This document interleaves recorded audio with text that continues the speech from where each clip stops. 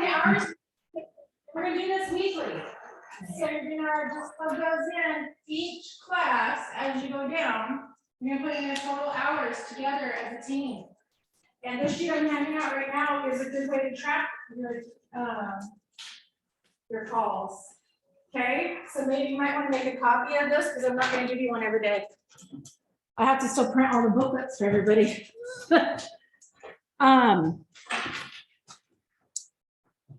Okay, this is only today's class. I'm telling you.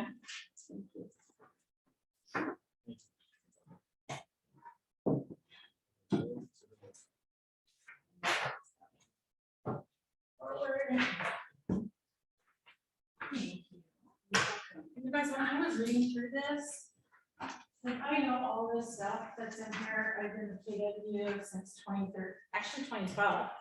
But I know all this stuff, and I got super excited reading it. I got super excited for all the agents in here. This class is technically geared for agents who have grown out of the new agent program, which half of you are in. And it's geared for those that know what they're doing, ish, but haven't like gone through. Chris, I'm gonna put you right up here next to Jason. And so if you guys do what's in here, and I'm gonna talk about this a lot in the thing too. If you do what's in there, oh my gosh, every single one of you is going to have a successful year, regardless of what the market is. Okay, I'll get my tissue first because it's cold and everybody knows. For those of you who don't know, I cough a lot. And I feel like I have to explain this every time because I don't want people to go, oh my gosh, she's got COVID. I had COVID. COVID made my asthma really, really bad. So the more I talk, the more I cough. And guess what I do all day long? You cough. I talk. Thanks, Kendall. But I cough. So just bear with me on that. Okay. Who's excited about growing their business? Yes. Who, I'm probably jumping the gun here. Who paid attention to what Austin named this, added in under the name of the class? It's Legion 3612-3. Who paid attention to what the 3612-3 meant? 36 transactions within a year, bottom of it. 12 months with 3 hours. 3 hours of Legion daily. Did that freak anybody out? Did anybody think that there's no way in hell I can get 36 transactions? Right, I mean, like, well, let's be honest, right? This class, you guys, we're going to be honest in this class. What we say in here stays in here. This is actually part of, I guess I like to skip ahead. I'll read through this in a second. What happens, what you guys say about your business, about your contacts, whatever it is, no one else is going to know unless they're paying attention to it. Or Mark, you want to sit next to Kendall? Sure. So anyways, what you say is safe. And I want you to feel like you can say what you really feel. Okay. Don't worry if you're like scared to say, yeah, 36 transactions scare the hell out of me. Because I have a lot of new agents in here who 6 transactions scare the hell out of them, right? Because they haven't done it yet and they don't know what to expect. So, and if 36 is like, well, shoot, that's not enough, it probably is, right? Have you had 36? Have you had 36? Mark, have you had 36 in a year? Not in a year. Yep. Damn close. Walter? 36 in a year? Not recently. Not recently, yeah. So you're not alone, right? It's good to feel that, right? That you're not alone. So know that we're all here because we want to grow our businesses. Maybe we want to relearn the tools that it takes to get there and the activities.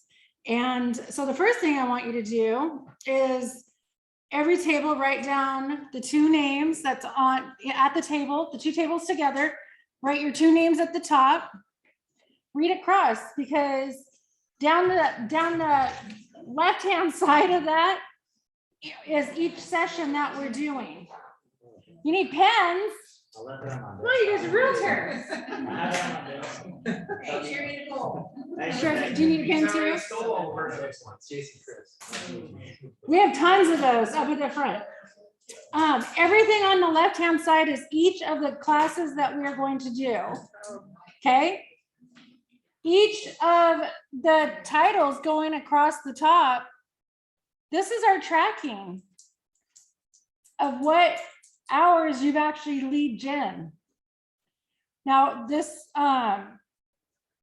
we're going to put each day that you do it. So if today's Monday, and if you decide to, most of you probably aren't gonna go lead gen after this, but tomorrow morning, you'll learn you're gonna go lead gen, right? And so on Tuesday, you're gonna come in, and so that first line is probably gonna be empty, right? Unless you guys did it. So I wanna know what you did for lead gen. I wanna know how many contacts you actually talked to, two-way conversation, okay? Whether it, and talk to in a two-way conversation can be anything. It can be talking back to each other on Facebook in a message, right? On a post. If you say something, they respond and it gears towards real estate, or it doesn't have to be geared towards real estate, right? It could be geared towards anything that leads them to know that you're real estate, right? Or to finish bonding the relationship that you already had with the previous client. So if it's someone that you had to deal with, maybe you go in and they do a picture of their yard or their house, or they're in the city that you helped them move into. Maybe you make a comment, hey, how's the house? Right? They're gonna respond. You want anything you do, you want to end in a question, or if they comment on something of yours, you want to comment back. Always comment back, right? That's two-way conversation, that's contact made. If it's going and meeting someone in person, that's a contact made, right? So any kind of two-way conversation, and you're going to keep track of those. And then that other sheet that you have is to keep track of those. You're going to put down if you get a listing appointment for a seller. You're going to put down if you get one.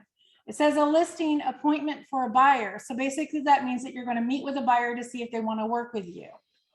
Okay. Seller listing signed means you have a listing agreement.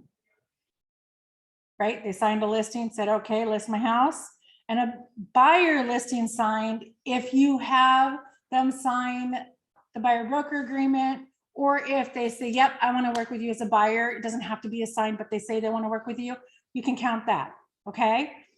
And then if you get one under contract, woohoo, right? And if you reach, so I didn't mark these off at threes.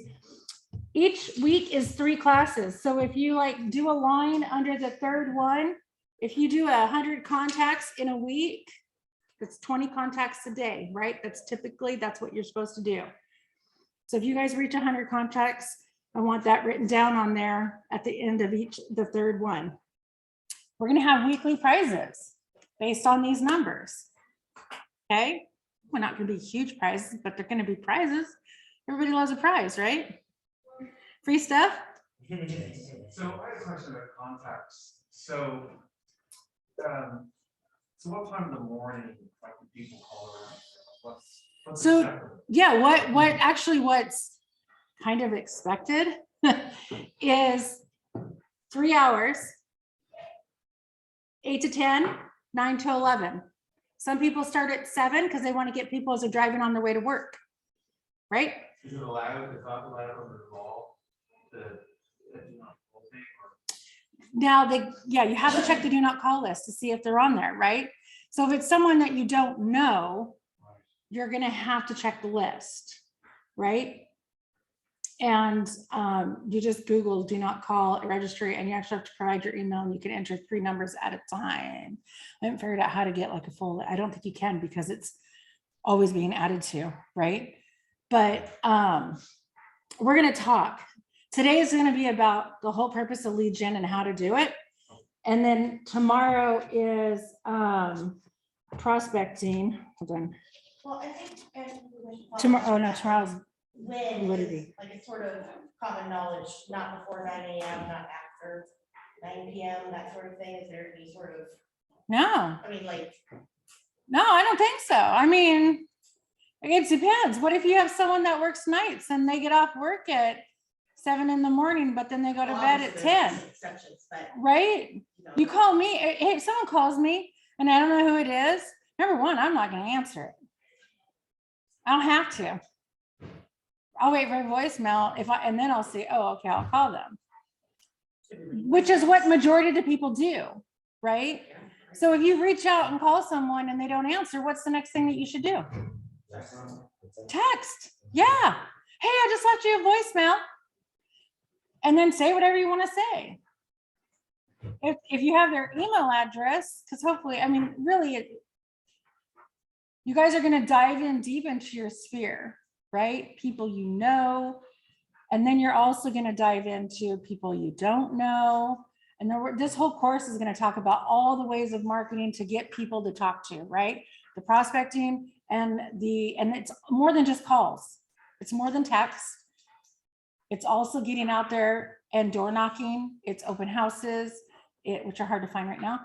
But you know, if you have the ability to do it, then that's where you want to go with it, right? So we're going to go deep into all of that. But some people do their lead gen in the evening when people are home and they've had dinner and they're done, right? And they're sitting down and maybe they feel like that's the time. But what the most important thing is the time that you're energized to do it. Because I don't do it first thing in the morning. I make excuses all day long to not do, oh, I'll do it later. And then I don't do it because something comes up and I put that as a priority. We're also going to talk about that as a big no-no, right? But so you're going to get every answer you have in the next 12 sessions. Okay, so we go in. Ground rules. This is not my rules. This is written in here. Oh, I should probably. I will definitely not be on track with this, just so you know, because I like to we squirrel out a lot. Okay. Arrive on time. Apparently, we're going to take breaks. Just if you have to go, right? If you need to go to the restroom or you need to get something to drink or whatever, go. Move quickly when you're instructed to form small groups or partner with someone to role play. You guys are just going to partner together where you're at, okay? Respect or be fully present. Turn your phones to vibrate or off. Respect the reality of time and participation. Remember the bold law. How you participate in here is how you participate everywhere. Respect the different learning styles and opinions of others. Ask yourself, am I displaying an open mindset or a fixed mindset? Help each other learn because none of us is as smart as all of us working together to improve our skills and knowledge. Consider everything we discuss confidential. I already went over that one. And enjoy your time in the class and commit to implementing at least one thing from this course. Okay. All right. So we're going to talk about the power of one, 9 myths and truths of lead gen, the 36-12-3 challenge, the real estate productivity roller coaster. To be wired to win, you must be wired for leads, training, implementation, and accountability, and then putting it all together. Is anyone excited about this? Is everyone excited about this?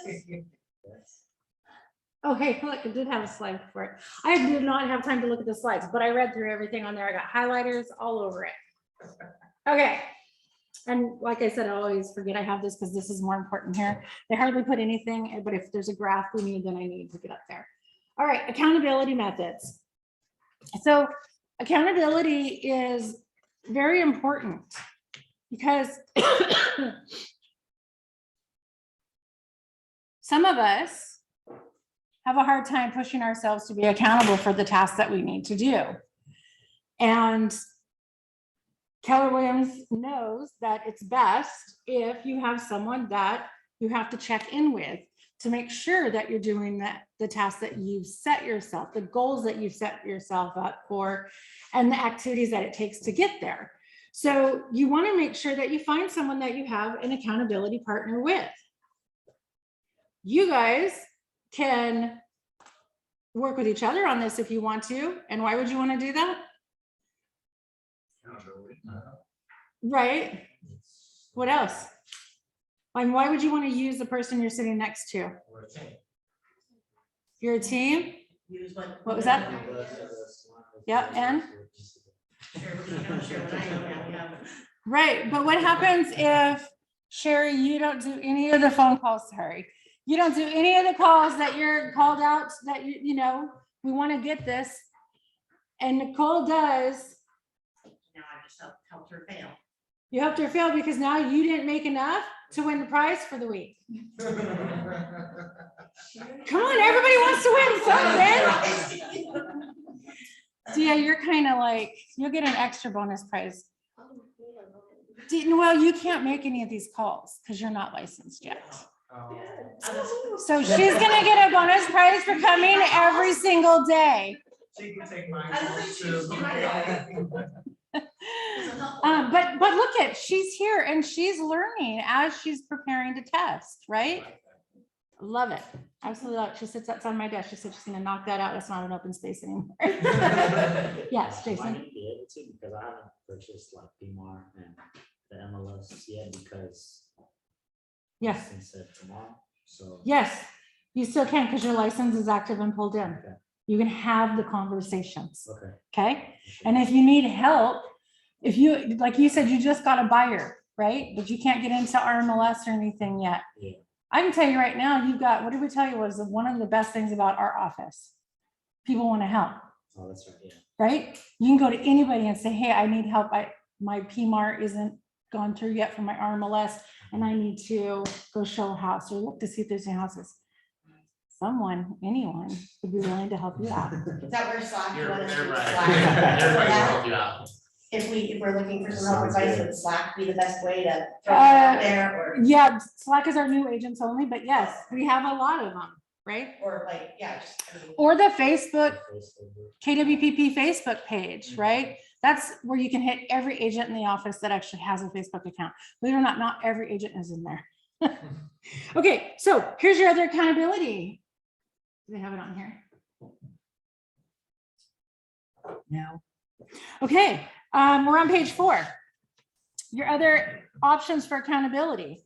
Your team leader. Does everyone know who your team leader is? Kareen. Does everyone know who Kareen is? A lot of people don't, although she tries really hard to make sure you do. Yes, Keller Williams calls it a team leader. In a business world, she's our CEO, but she's a licensed agent, the principal broker. Actually, she got that. So she can advise anybody on anything, right? And like all of us on staff, open door. Your ALC members, you have one sitting in this room. Raise your hand. Your ALC is your Agent Leadership Council. They're in our top 20 and they vote for decisions that we need to have for the office. They help determine if the person qualifies for the KWPP cares, right? They help determine just about anything that we need. We have monthly meetings with them. They have committees and you can join the committees and help make decisions and do fun things around the office, right? It's all about helping our office and our agents grow. So you can go to any one of them, your peers, right here in the room or outside the room. If you want, or if you already have, you can get a KW MAPS coach. They're big on accountability and almost every single top producing agent has one. And if it's not a KW MAPS coach, they have a coach somewhere, right? Our Market Center PC coach, who's that? That's me. I know. We Dwight likes to change up the name, so I am the business development director. Because it's not just about productivity, it's also about growing your business. And my goal is for the whole big picture. And so, yeah, I'm the PC coach here. So, and my door is open, I'm not just here for new agents. I'm here for everybody. Okay. So you can come to any one of us and say, hey, will you be my accountability and make sure that I'm making my calls every day? Because then what does that look like? Maybe you guys exchange phone numbers, send a text. Don't forget to do your 20 calls today or your 20 contacts today, right? Just that little bit of encouragement. Or maybe you team up and say, hey, let's meet in the opposite lead gen rooms and dial them out. I mean, there's many ways of doing this, right? So whatever works for you, you and your partner is the best thing to do. Why are we here? Right there. Okay, let's talk about, let's see if they have it. No. Okay. I don't have my thing in here. Austin? Oh, no, he's like God. I love it. Yeah, he's not paying attention. Austin. I'll scream really loud. Okay. I was gonna have him bring me in the board that we usually have so I can draw on it, but does everyone know what the real estate roller coaster is? Yes. Are we experiencing the real estate roller coaster? Are we going, whee? I'm not. Okay, well, since I don't have the board, oh, there it is. Ah, Oh, I was looking for it. Okay. Ah,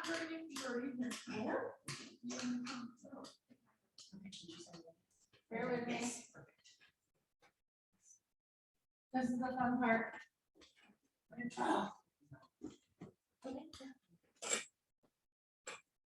Okay, honestly, who doesn't know the real estate roller coaster? What it is and what it means? It's okay, put your hands up if you don't know. Okay, Ups and downs. yeah, but why? Okay, nope, No. nope, nothing to do with interest rates. Nope, Activity. It's your productivity. your productivity. Yeah. Okay, so that's one.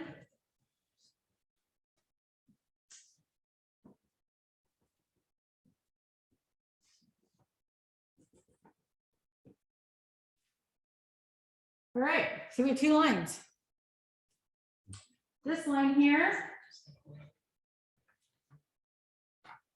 is, that's a great arrow, isn't it?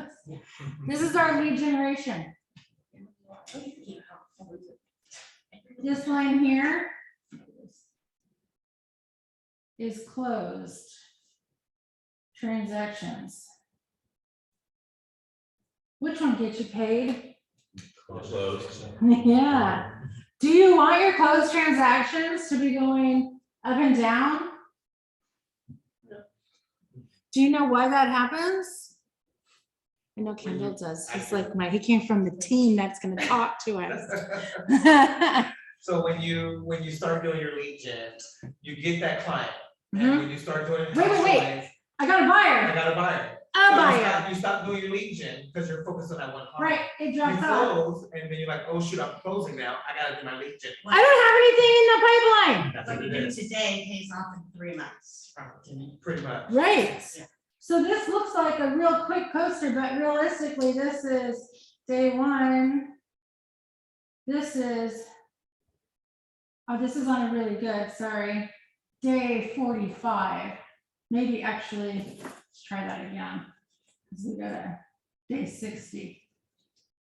So every 2 months, you're getting paid. One transaction at a time. How many transactions are you gonna have in a year? No, not at this. No, no. 6. Six, If that. if that, right? Because we could lead gen and get a buyer. Now we're looking at buyers that are actually, or a listing that's ready to go, right? So this guy's like, good. If I got a buyer, but he's not ready to buy until here, right? I'm not gonna stop my activities. So the whole point of this is, if you don't wanna be going up and down on that fun little roller coaster, do not stop doing your lead gen activities. It's so easy to get super, super excited about having a client to work with and getting fully engaged, whether you're fully engaged in showing them homes because they want, well, there's not that many homes, but normally you'd be showing 10 homes maybe, or you are showing 10 homes and writing 10 offers, right? So it's taking all your time. Don't forget to do your lead gen. You get a listing. Listings take a lot of work.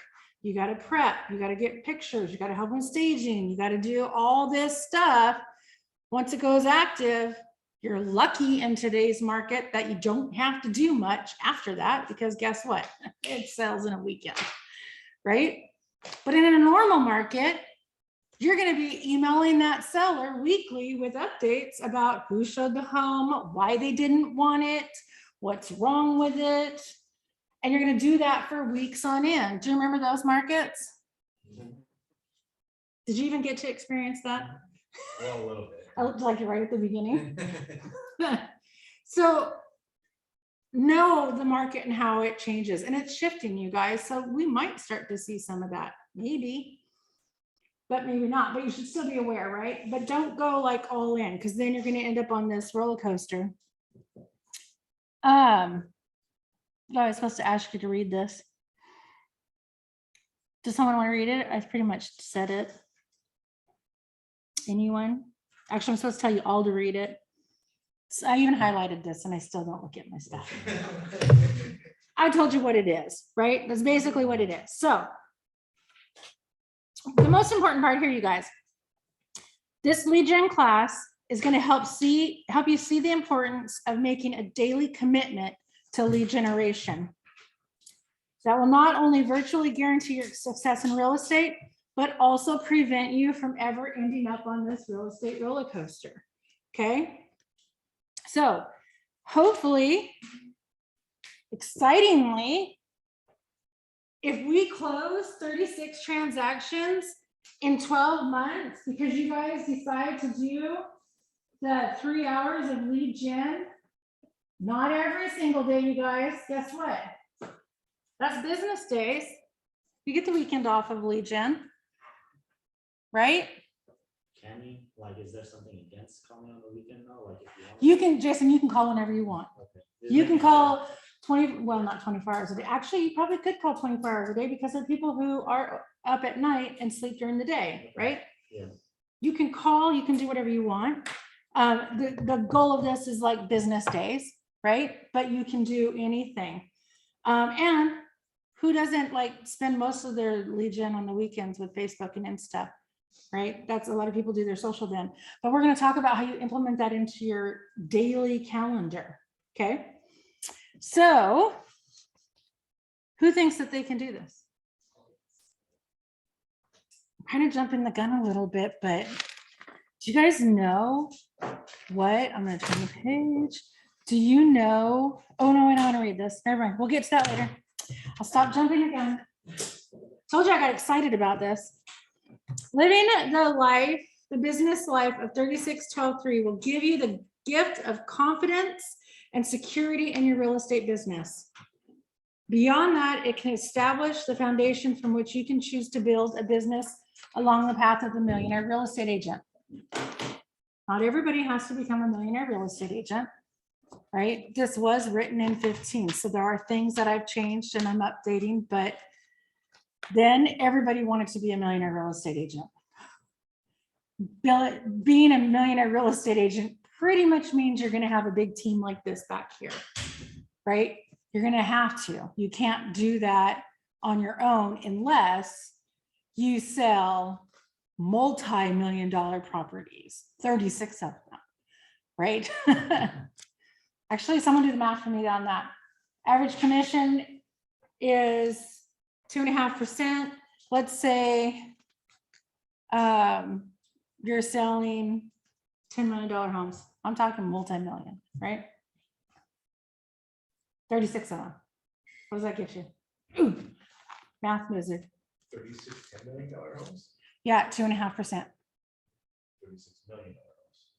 36 million homes. 36 $10 million homes. We gotta get to $1 million GCI, so I had to go up. I think it's 9 million.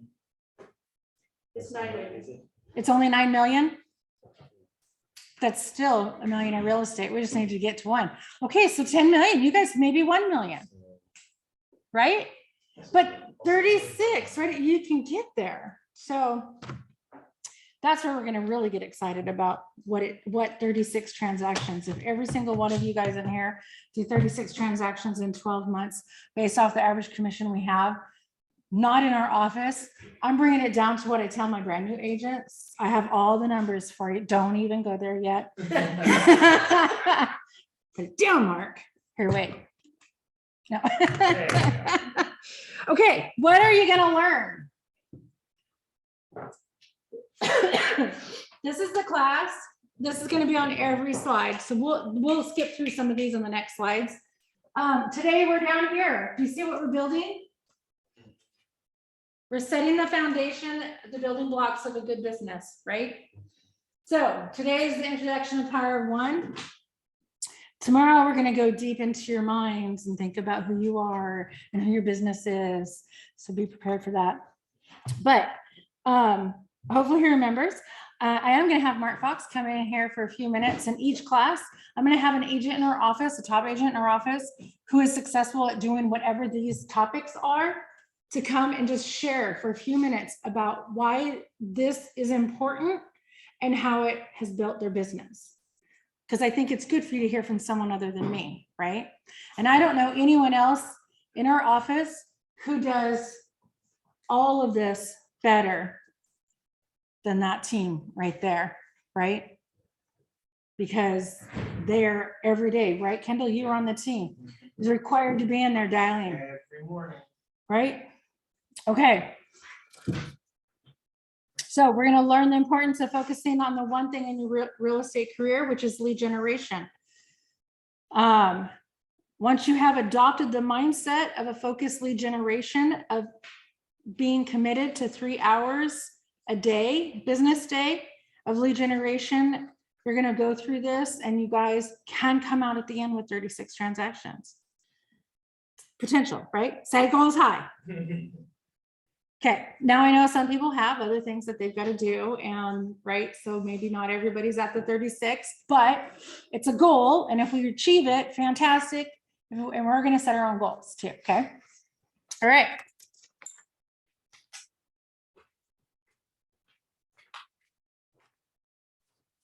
What do you think will make this a great experience?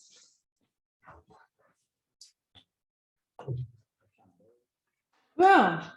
Supposed to write these down. 5 things. Accountability. We're on page 8. You're already there. Good job. Anyone else? Give me 5 things that's going to make this a great experience. Engagement. Boom.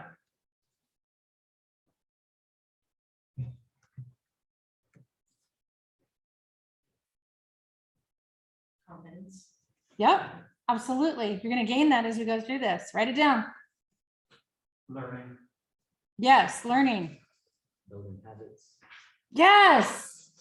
What's the goal of this? 3 hours of lead gen. It's building a habit. Is that 5? No, that's what- 4. Five. It's 5. We got 5. Did you miss which one? Can someone read off what they have? Accountability, engagement, confidence, learning habits. Did you get all those? that's what- Accountability, engagement, confidence. Learning, learning, Oh, and then learning habits. Oh, Yeah. So 2 different things. Awesome. Can't have one without the other, kind of in this list. Kind of can't, huh? You know what's missing from this? What? It's actually important, results. The Res- results are gonna follow, but that's not what's gonna make this a great training experience. The results aren't going to The make this results are gonna happen anyway. right, but it will be awesome. Oh, it'd be fantastic, but that's not. Wouldn't it be great before the end of the month if everybody had a buyer pending or a listing? Ideally, it'd be fantastic. If you're talking to 20 people a day, which is 100 a week, and we have 4 weeks of this, we are skipping spring break, you guys, because no one else can teach it and I'm not going to be here. When is spring break? It's the It's like the 20, I think it starts the week of the 20th or something like It 21st. starts from. Yeah, I'm gone too. Where are you going? Well, some of it's work. My sister and her husband rented a fancy house in Tetherow because they're thinking about buying out there, and who's gonna be their agent? Yes, that's right. Tetherow. It's over in Bend. It's a expensive house area. So that's only half of it though. You could write off your spring break. Oh, yeah. No, it's only half. So we're going there on Sunday and we're coming back on Wednesday. I will be in the office for one day on Thursday, so, but I don't know if I'm doing anything. And then Friday, I'm going to, I never can say this right. Skamoa? What? No, it's a Samoka Way Camp RV. It's on the river between Longview and Astoria. I know what you're talking about. I was just there at 2 years. I know exactly. I think it's a campground, the RV campground. Yeah, so I'm going there with Chantel Nice. camping. So we were supposed to go camping this weekend, but we actually canceled it because it was in Vernonia. And on Friday, they had 2 inches of snow. So that would have been our second one. We were already on camping this year. So that's where I'm going. Nice. Thanks for asking. Kendall loves to see where I'm going. I do. I do have another scuba trip to Roatan this year with the divers. Nice. Yeah, with That was awesome you with the did that. disabled. Yeah. Nice. Okay, so. All right. Everyone's gonna have a great experience, right? Yes. Power of one. All right.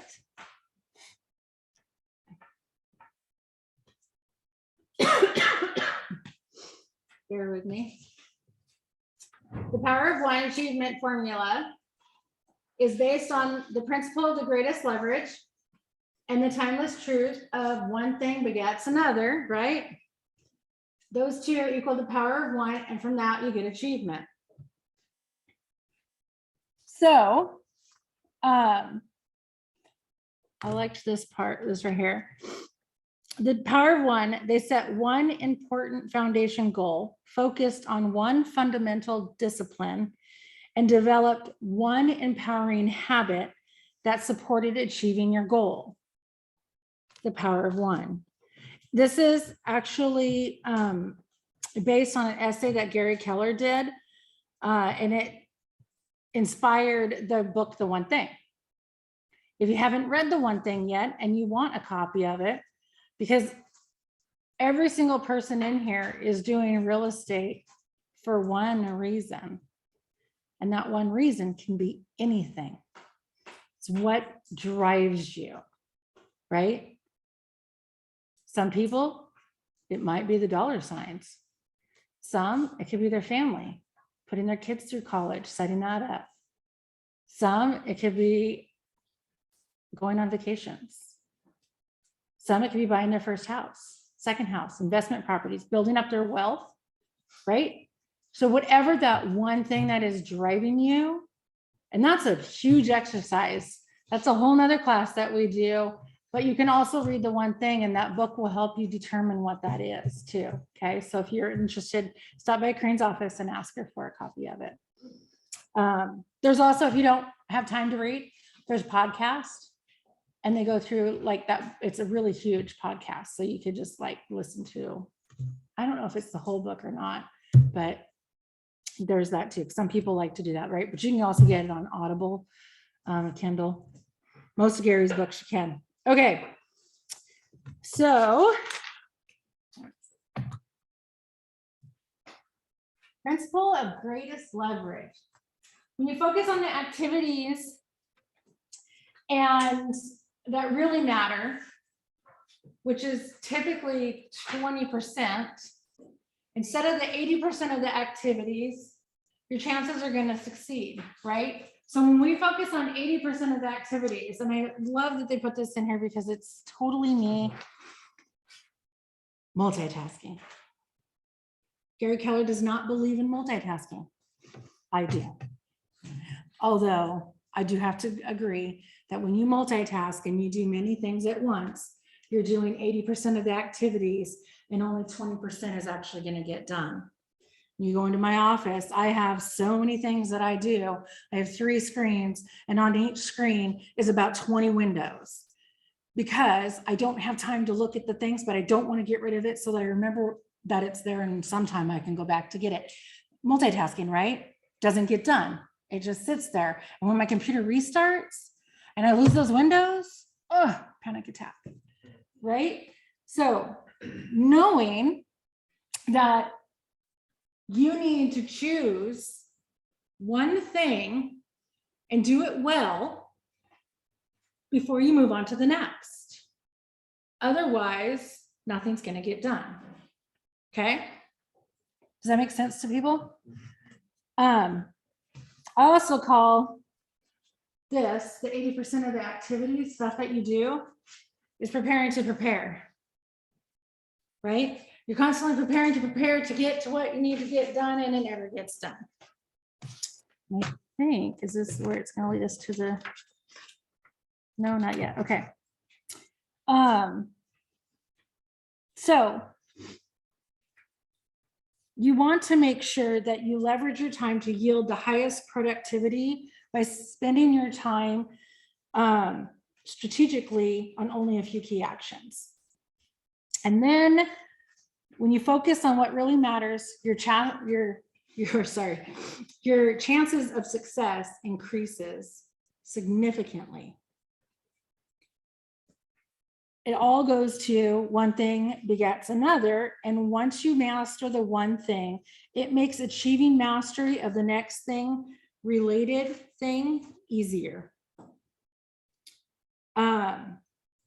In terms of the physical law of momentum, you are applying force in a specific direction to generate movement and build up speed, right? So if we do the one thing to start with, which is call the people, then that creates conversations, that creates appointments, that creates business, right? And then guess what it ends up creating? I should have bring like lots of dollars. Money, right? Exciting. Everybody wants money, right? Yeah, there you go. See? This is why. So the power of one, Gary really believes in this. If you really focus on those key things, the 20%, this is what the rich do. If you look at any of the richest people in the world and listen to their story about what they do and how they do it, they focus. And when you're so focused on one thing, nothing else can get in and distract you. So then you really give it your all, right? And that's where they say the rich get richer and the poor get poorer, because ultimately they're saying the poor people are doing all these things, or they get into the habit of doing all the wrong things and they're not focusing. And so then it ends up being that they never get the next step. They never make it the next way. On page 12, they show the example. Let's see if they have it on here. There you go. Bowling. Who bowls? What happens when you aim not straight at it? Because we know what happens when you hit that sucker head on, don't we? Yeah. What happens when you come in, but you have to hit the head pin, right? In some way. You're going to get a strike. You're going to knock them all down, hopefully. I actually played this weekend, and I hit it perfect. And either this one or this one wobbled like this. I am not kidding you. And they went ting. I even tried jumping. It didn't work. What if you lined up all the pins this way? Could you knock them all down? No. No way, right? Absolutely not. But if we lined them up like dominoes, that's the true example of if you knock one down, then it's going to continue to go and go and go and go and go, and you're going to end up with success.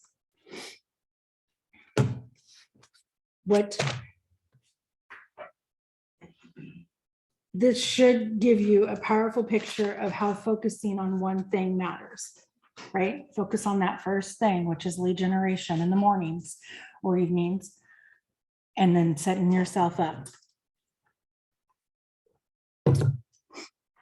look at what's under the hood. What is under the hood of a great real estate career that keeps it successfully running and running and running? I think, oh, he's gonna tell us when he comes in here. Mark, when I joined this office in 13, Mark, I think he'd only been in a couple years. I think he'd started in 05. Mark Fox had started. 05. And they're 200 plus closings a year, and he has an expansion team that's in multiple places. Because he has his people do lead gen every day. Every day. They do parties at night sometimes, right? Lead gen. When do you guys do that? What was the purpose of that? Kendall's not on the team anymore, but it's great having It someone. was a great time to do it, but it was just to get everybody in the same room and just call. Experience and call, right? Same mindset, same goal. Same mindset, same goal. Mhm. Did you guys usually do it when things started to drop a little bit? Or was it set time frame? It was just set time frames, yeah. Pizza, beer, make the calls, hear the ding, ding, ding. Y'all wanted to go in there and party with them, right? I think I tried a couple times, but Mark said I had to make calls. And I'm like, They were making calls. I got wine in my room, I'm good. But it worked. It worked. It works. It's the same mindset as bold, right? Mark usually makes his team go to bold because it's about lead gen. It's about dialing, calling, talking to people, doing the activities that it takes to get people in your database. Or maybe we reach out to the people we already have in our database, right? How many people have talked to their mom or dad in the last week? Oh God, I feel bad. Man, my mom's ill, my dad's got cancer. I haven't talked to him, maybe a couple weeks. Good for you. When's the last time you talked to your brother or sister? In the last week? Has anyone talked to a brother or sister in the last week? Texting. Yeah, because, well, no. No, The only way we really communicate. I mean, normally, yes, but this is a relationship, right? How often do you talk to your best friend on the phone or Marco Polo? More often than you talk to your own family, probably, right? No, good for you. No, your fiance, who you live with her, right? Yeah.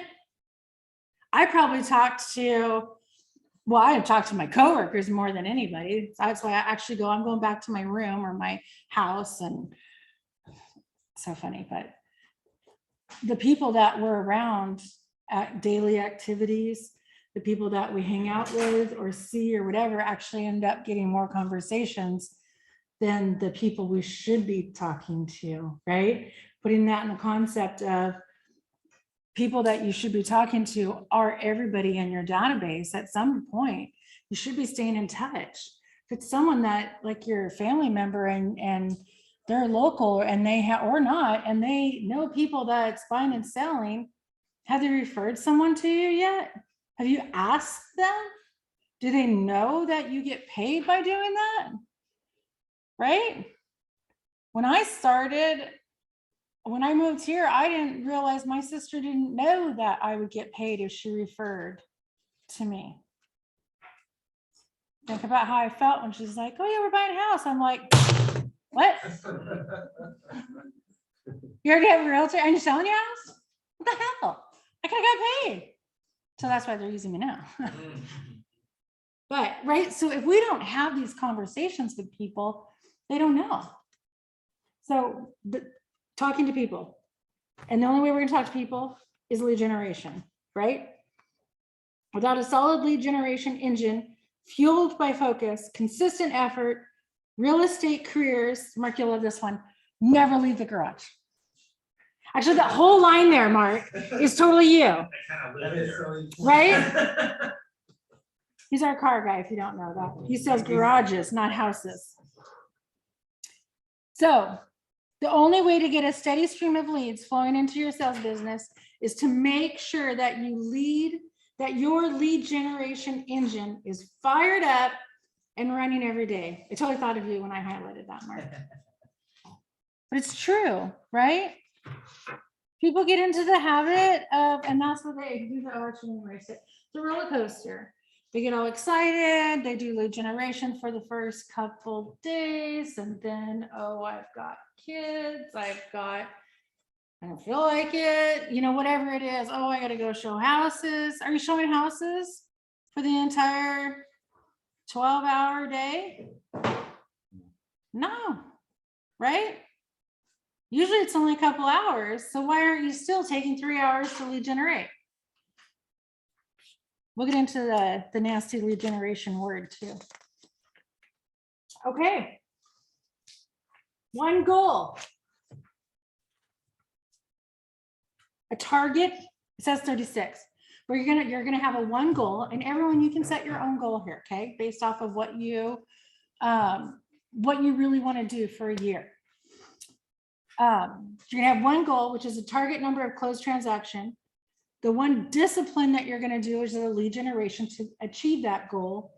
And then the habit is that you're going to set yourself up for consistently doing your lead generation activities daily. Also in this, we are going to work on calendars. So you're going to set yourself up with the habit of time blocking. I hated time blocking. When I got into the leadership roles here, my coach said, time block. Okay. I set up my Google Calendar for the entire day, time blocked what I needed to do each hour of the day, and then ignored it. Right? It's on my calendar, I time blocked. But I hadn't gotten into the habit of actually using it, right? Then I got into the habit of starting using it. And one of the hours in there is my lunch hour. Because if I don't eat, you guys don't want to see that. Guess what? I ignored it. How many people see me eating at my desk while I'm working? Or, yeah, I can meet with you. Do you mind if I eat? Right? I've done that to all of you. Because I don't put it as a priority. I put you guys as a priority over my own time, my own needs, right? Therefore, am I truly time blocking properly? Exactly. No. Although I put you guys in my emergency category. Okay. But I follow my calendar. Anything that I do goes immediately onto the calendar. My home stuff, kids, basketball, doctor's appointments, everything. It doesn't go on my personal calendar, even though they're mixed. My personal calendar doesn't show up on my office calendar. So everything comes from my office, even to my daughter and my husband, because they get tagged in on everything. Because if it's not on my calendar, it doesn't exist. So I've gone, how many years has it been? I started in leadership in 3 years now. 3 years for me to fully, probably about 2.5, to fully get onto my time blocking calendar. That's a long time, right? But it's about building that discipline and working it and actually doing it. And then realizing that what you put there actually matters, that you have to do it during that time. And I know it's going to go into this. Some of this stuff is going to get repeated, and it's probably so it really sinks in. But if you have something time blocked on your calendar and something comes up, technically, if it's not like an actual emergency, it should wait. Put it in after your time. If it's an emergency or something you absolutely have to deal with right now, then you're going to change the time that whatever you were doing, and you're going to move it to another time, and you're going to do it then, right? You have to build that discipline of your time blocking on your calendar. It's also the way that you guys don't miss things. It's how you're not late for appointments. Because the number one thing that realtors are known for is always being late.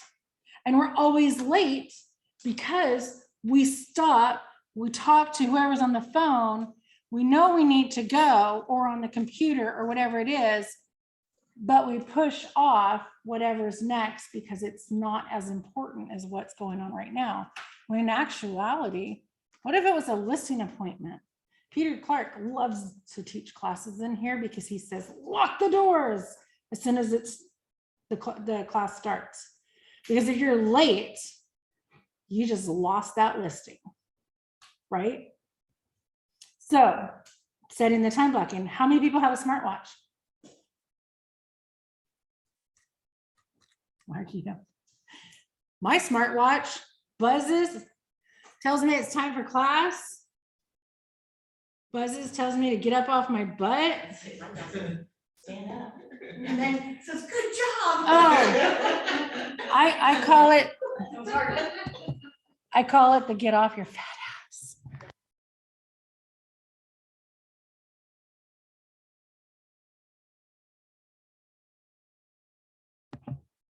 I don't know. Maybe I had that and then I don't know. Austin. Yeah. Yeah, okay, you can hear me. Did you hear me say get off your fat ass? Yeah. Was that directed towards I me? didn't hit the mute. Dang it. I tried to hit mute and it didn't work. Okay. So anyways, this is like your backup, right? Because if ideally we get so engrossed in the one thing that we're working on at that moment, your watch buzzes off and says, you've got to go to your appointment. And you look and you go, crap, I got to go. But you're not going to be late because you set the notification with enough time to get there, hopefully 30 minutes, right? Unless it's going to be longer. So you got to make sure you utilize it correctly. But that's your backup, right? If you have one. If you don't, if you're really good at paying attention to your clock and your phone, maybe you have your phone and it buzzes, right? I mean, it buzzes everywhere, right? So accountability, that's another one. Make sure you do it. Over time, the habit of 3 hours will develop and improve your discipline for lead generation. The discipline will almost certainly yield the goal. This course is going to help you, is designed to help establish the one habit, and if it succeeds in helping you do so, it is likely to be the most important real estate course you'll ever take. Probably not, maybe. Hopefully. Oh, it's red. Look at that, it's even red up here. That's how important it is. Time on the task over time.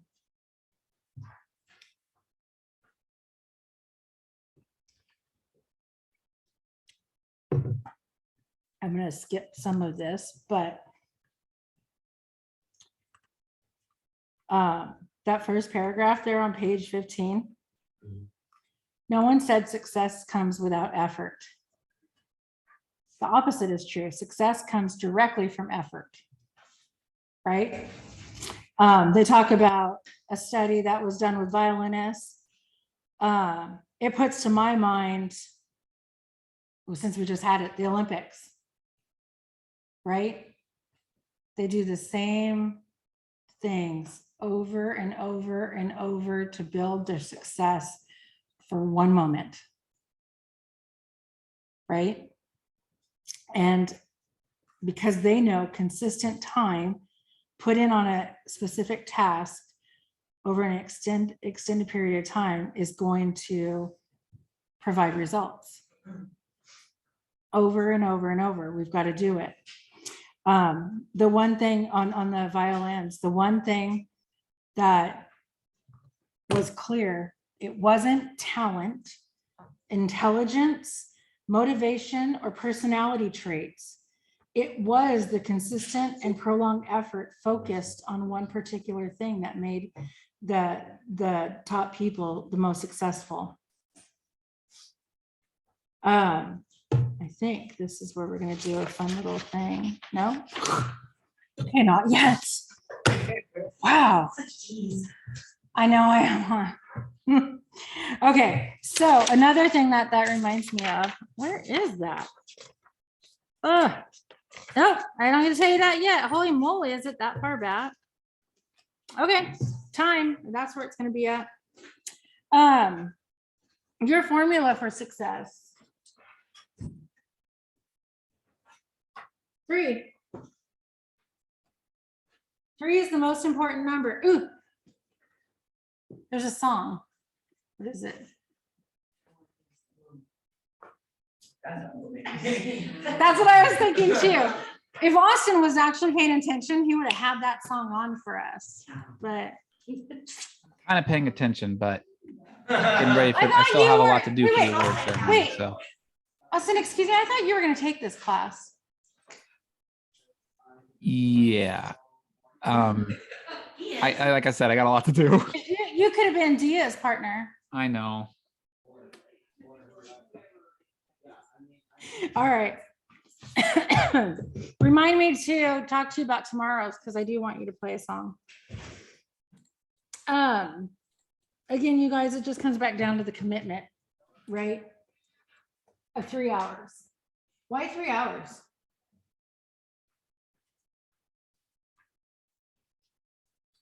Oh, you're not going to tell us yet. Do you want to guess that?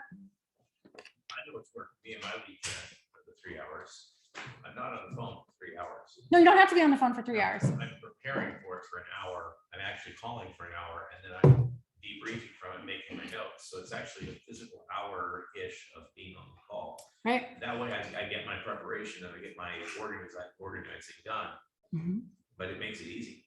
It is. I block out the 3 hours, even though I'm only on the phone for an hour. Yep. throughout that. As we go further into this, because it's going to break it down, right, by every single little activity that involves with lead gen, you're going to see that it isn't. It's exactly what Mark said. You've got preparing in there, you've got the actual lead gen stuff, and then you've got the wrap up. What are you going to do with all the notes and everything that you did while you were talking to the people, right? So it is huge. Let's talk about the myths of lead gen. How many people are kind of freaked out over lead gen? Anybody who likes, what comes to mind when you hear lead generation? Oh, on the phone all the time. Yeah, And what usually comes with that? A lot of no's. a lot of, no. I mean, the thinking of it. Scripts? Yeah. It's a dirty word, isn't it? How many are scared of scripts? Thought Like- I would- Right? What do you think? What do you feel about them? We got a newbie. What do you feel about them? It depends how good they are, because like another job that I had, the scripts were not realistic, and once we started like getting into like real life conversations, like this how it starts out, it wasn't able to be used, so I learned it all, but then I wasn't able to use it, so that's what I'm. That's exactly it. Yeah, It actually, I like to call them real estate conversations. yeah. The scripts are there. So if you don't know what to say, or you don't know how to deal with an objection, they're there for you to go, okay, to help understand, right? Mhm. And then you just put it in your own words. Because anytime I think, Because then they think, Right? oh, what are you trying to tell me? if you're reading it word for word as you're talking to them on the phone, you know, they know, right? Yeah. So, yeah, that is one of them, but not quite yet. The myth number 1. Ready? We need to put all of these behind us. Not all leads are good leads. Any of you have been in my class before? Here's what I always say. What they say on here, there are no bad leads in real estate. They're just not all equal. I say there is one type of bad lead. Does anyone know what that is? No lead. Okay, well then there's 2. The one you don't keep track of. No, they don't give you a proper phone number or email address. I've had Snoopy call me before. Then it's a bad lead, right? If you don't have true contact information to actually engage with them, because people will sign up. Well, it's so much fun getting some of those fun emails and their names, and we used to always jump up. Look at this one that came in, right? Well, and it's timing, so leads today might not, Yes. tomorrow, things can change. If you have true contact information, every single lead could become either a client, they could refer you leads, they could end up being a lead later, right? It's just a matter of timing. So hopefully that you actually put them into your system and get them set up on some type of automatic drip campaign on one that's not going to buy for a while, or maybe not ever. Maybe you hook them up with a lender to help them figure a good lender that actually like counsels them into building up their credit that will stay with them. There are good lenders out there that do that, right? And then you become an agent for life for them because you helped them achieve the one thing they really wanted to do that they never thought they actually could. And all other agents said, dude, can't help you, can't buy a house, which is what a lot of them do, right? If they can't buy right now, move on to the next one. There are tons of people that you guys can get out there on these leads. Myth number 2. Who wants to read that? Lead generation is really hard. Is it? That's the myth. That's the myth. It's simple. Falls under that, you've been thinking about it so much, and so at the end of the day, you're exhausted, but you can actually do anything. And part of it is too, people are terrified to pick up the phone and call, which is where you realize lead generation doesn't have to be about calling. If you're better about being in person with someone, then that's the activity you need to be doing. If it's easier for you to text or email or market or whatever it is, then that's the activity you need to be doing, right? Work yourself up to being able to make the phone calls. Don't call the people that you don't know, call the people that you do know, because then that's easier to call, right? Work your way through breaking the myth that lead generation is hard. Okay. Here you go. Top agents may not all love lead generation every day, but they do it for what it does for their business. Lead generation is made up of very simple activities, and if you sincerely want to succeed, then there's no excuse for doing them. Myth number 3.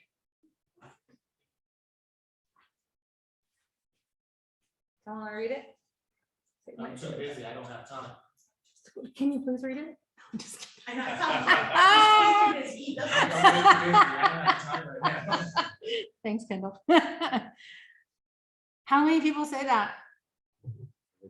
No, a lot of people, right? Especially if you hate lead gen or you're terrified of it. If you're back on myth number 2, you're scared of it, then you're going to be like, oh, I'll do it later.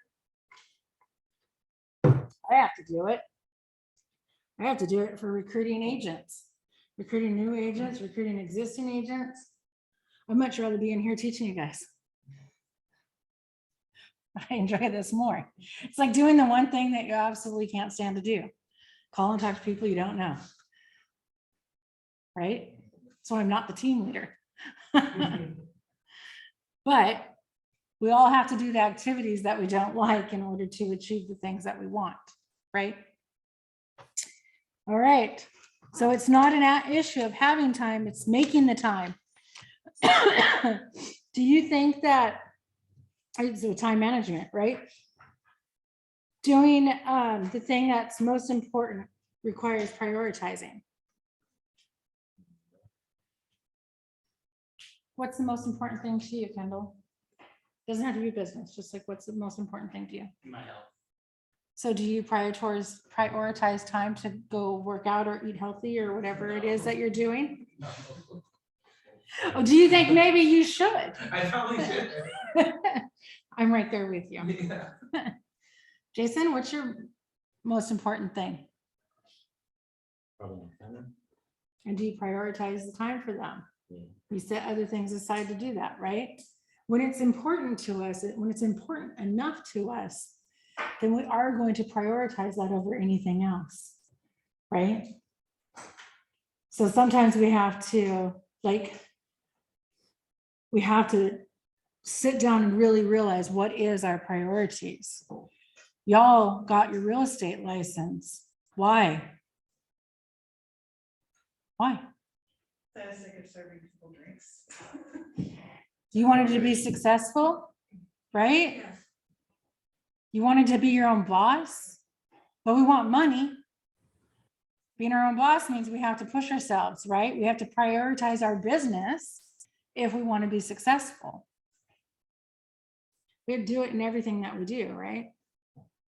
So in order to have a successful business, what do we have to prioritize? You guys are you're gonna hate the word by the end of this. Lead generation. You're just gonna, you're like, trying to shut up. LG. Yeah, I love that. So after LG, can we all go to the OG and have some breadsticks for our health with a salad Yeah. With the salad. and a bowl of Alfredo sauce? Yeah, we'll call it the LG. I like that. Okay, so we're gonna prioritize lead generation, right?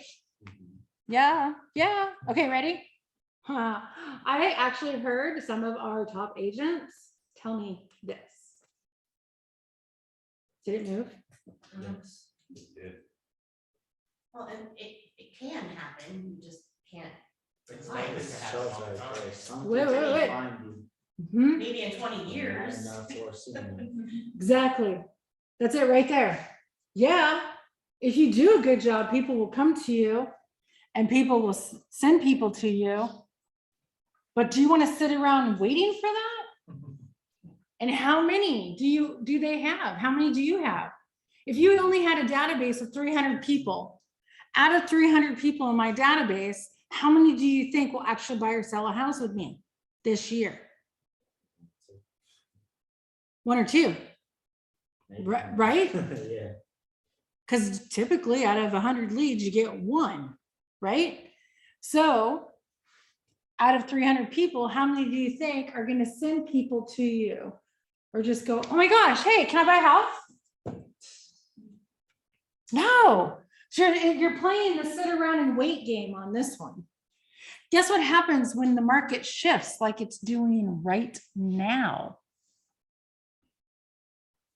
It's going to get tougher, Mark. What's going to happen? Suddenly you're gonna realize that this is not sustainable. Work does not come to you. You have to go find it. Interest rates go up.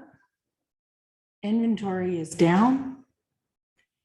Agents are you guys are gonna start seeing this. Commissions are gonna start lowering. You're gonna go to a listing appointment and the agent on the other side that you're up against is gonna offer 4%. And you go to the listing and the listing agent or the seller is gonna say, so you're gonna do 4%? And you're all gonna say no. Because here's the value in what you get for listing with me. And you're gonna overstate the value of what that person did. If you don't know what your value is, we're gonna work on that tomorrow. But this is when you start to see that, right?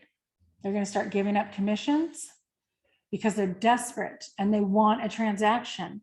And then pretty soon, because they aren't lead generating, pretty soon they're gonna drop out of the business. And then we're gonna go from 14,000 realtors in Portland down to hopefully 5. Hopefully. Oh, I'm thinking of all the ones that aren't doing business, that aren't trying to do business. Not you guys. You guys are here learning. You're gonna learn how to do lead gen. I'm talking about the people who don't know how to do business. They're sitting there waiting for people to come to them because it's been easy, right? Here's the numbers. There's 14,000 agents in Portland. 2 weeks ago, there were 1,300 listings. That's more than 10 agents per listing. So that tells you who's doing business. You want to be one of those 9.5? Yeah. Or one of the 1? Well, you guys and know too, like even here in our office, we have 180 agents-ish. I don't know our exact numbers right now, but not everybody's doing transactions. Half have had one transaction, right? So right there, your competition has already gone down. Know too that out of the 180, some are admin. I have a quick question Yeah. about the whole lowering commission rate. Yeah. Recently, since I'm new, and I had a few transactions, but, 3 people that I know very well, they're very good friends of mine, one's an attorney and everything. They said it's all about the dollar unless you can sell the house for what, the 1%. And it's just, everybody said, don't do it, and I didn't do it. So Yeah. they went with like a resident, or they went with the, construction company that they purchased the home from 3 Right. years ago, the gallo that sold them that, then offered 1% to sell it. So is that gonna get worse and worse and worse? It is gonna get a little bit. Are we gonna talk about that through this at all? 'Cause Yeah, and we talk about that in our weekly meetings too. You know, our weekly meetings, we really focus on what's happening right now and how to deal with that kind of stuff, how to have conversations. And we talk about it in our group coaching on the new agents. But you don't recommend but- it, right? You don't recommend. No, here's what, it's all comes back to the objection, right? How to handle it. You want me to lower my commission? Well, when they do it for 1%, all they're doing is putting it into RMLS. And they're not gonna negotiate for you. They're not going to market it the way that I'm gonna market it. Maybe they're not gonna help with the staging like I'm gonna help, right? It's all about what do you offer in the value of working with you as an agent. And then you can throw it back and say, well, you know, would you negotiate with your doctor about your brain surgery and what it's going to cost you? Or are you going to go with the cheapest because you don't want to pay for it? Well, they know that too. It's 2.5% buyer, Yeah. 1% for the seller though. So Yeah, so okay, 1%. so here's the conversation.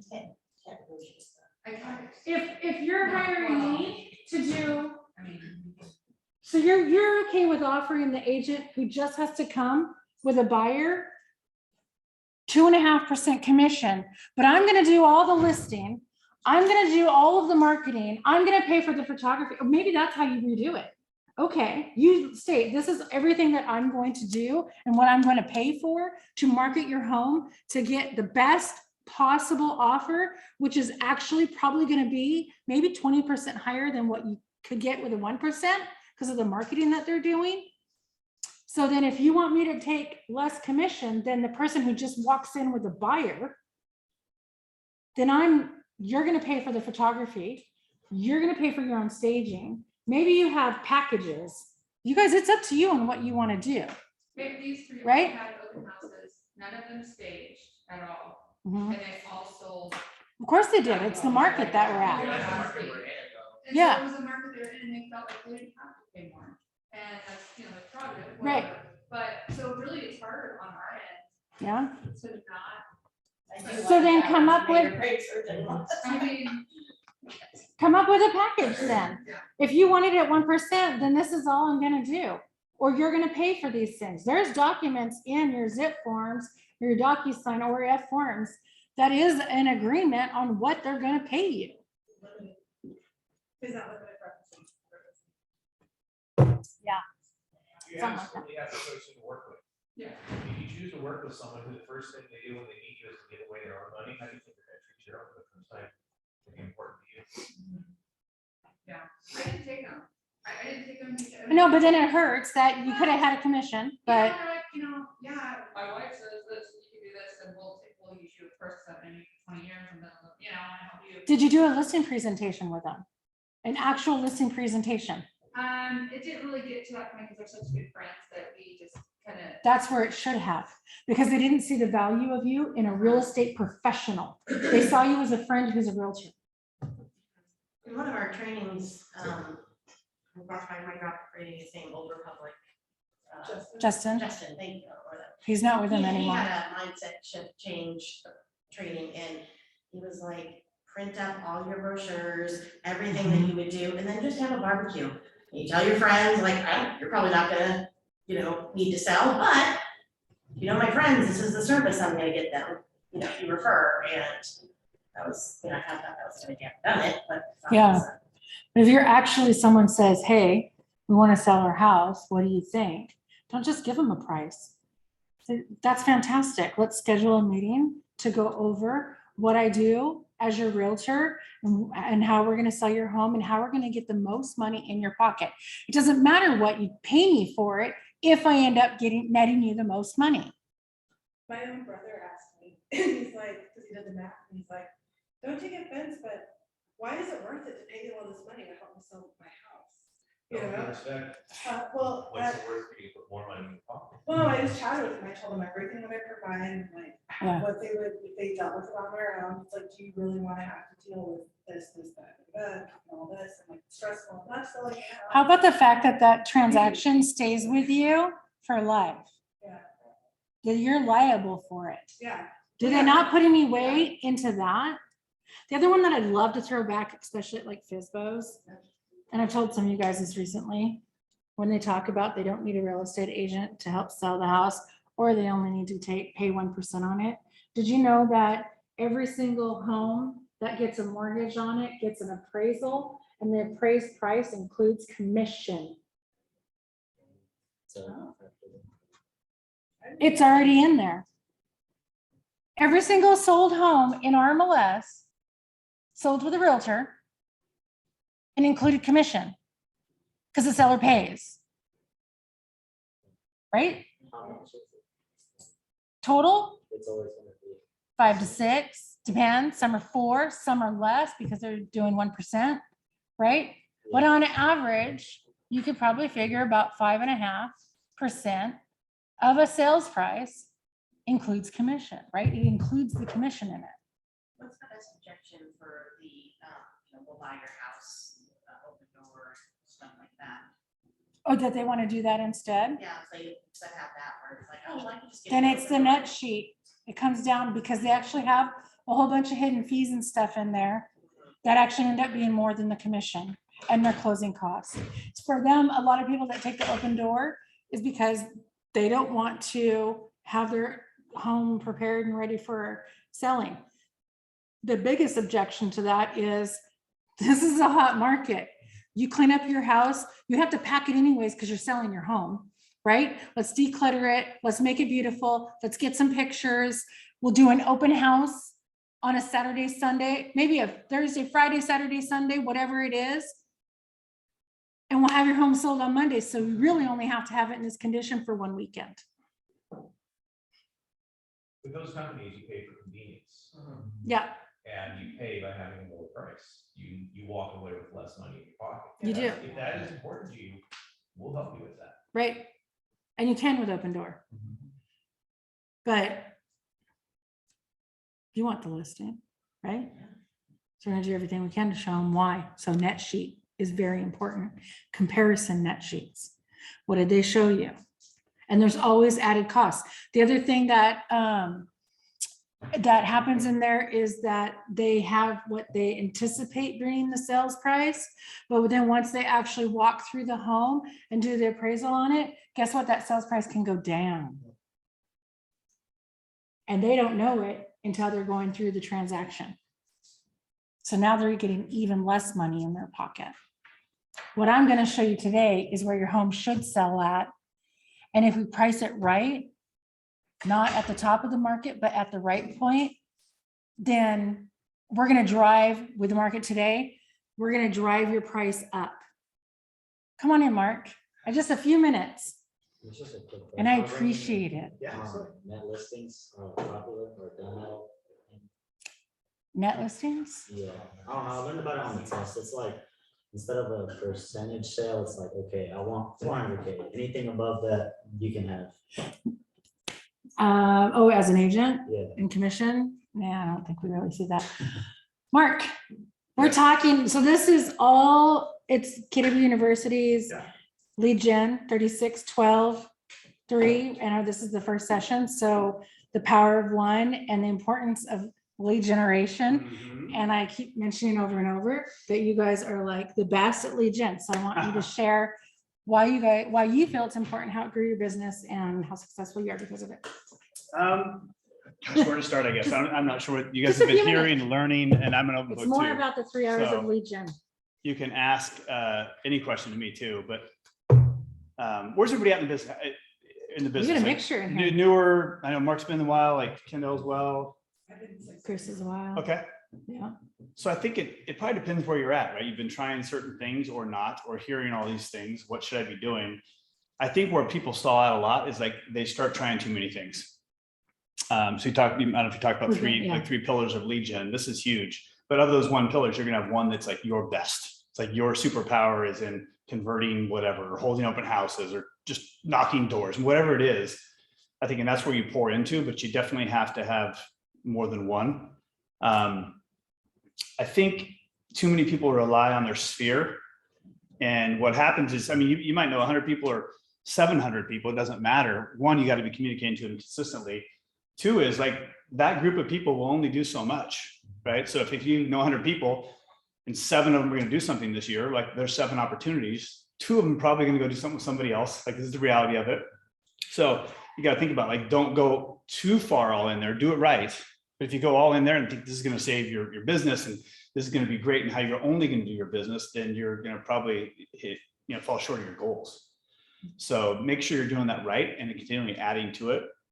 But I think too many people rely and think, hey, I'm going to be all sphere and this is great. It is the best business there is. It's the most fun. It's the easiest, the relationship stuff, but you've got to be fighting and like hunting, prospecting for new opportunities. And there's all sorts of avenues. You guys are going to talk about what those are. Oh, yeah. That truth actually goes right in that with like, you got to lead gen to find new people because those you know isn't enough, just like your sphere. But what questions do you guys have for me? I mean, there's so many avenues you can pursue. What's been the biggest struggle or challenge for you guys that I can maybe talk to? Yeah. So I think you have 200 transactions a year. Is it? What's that? So you have 200 transactions a year.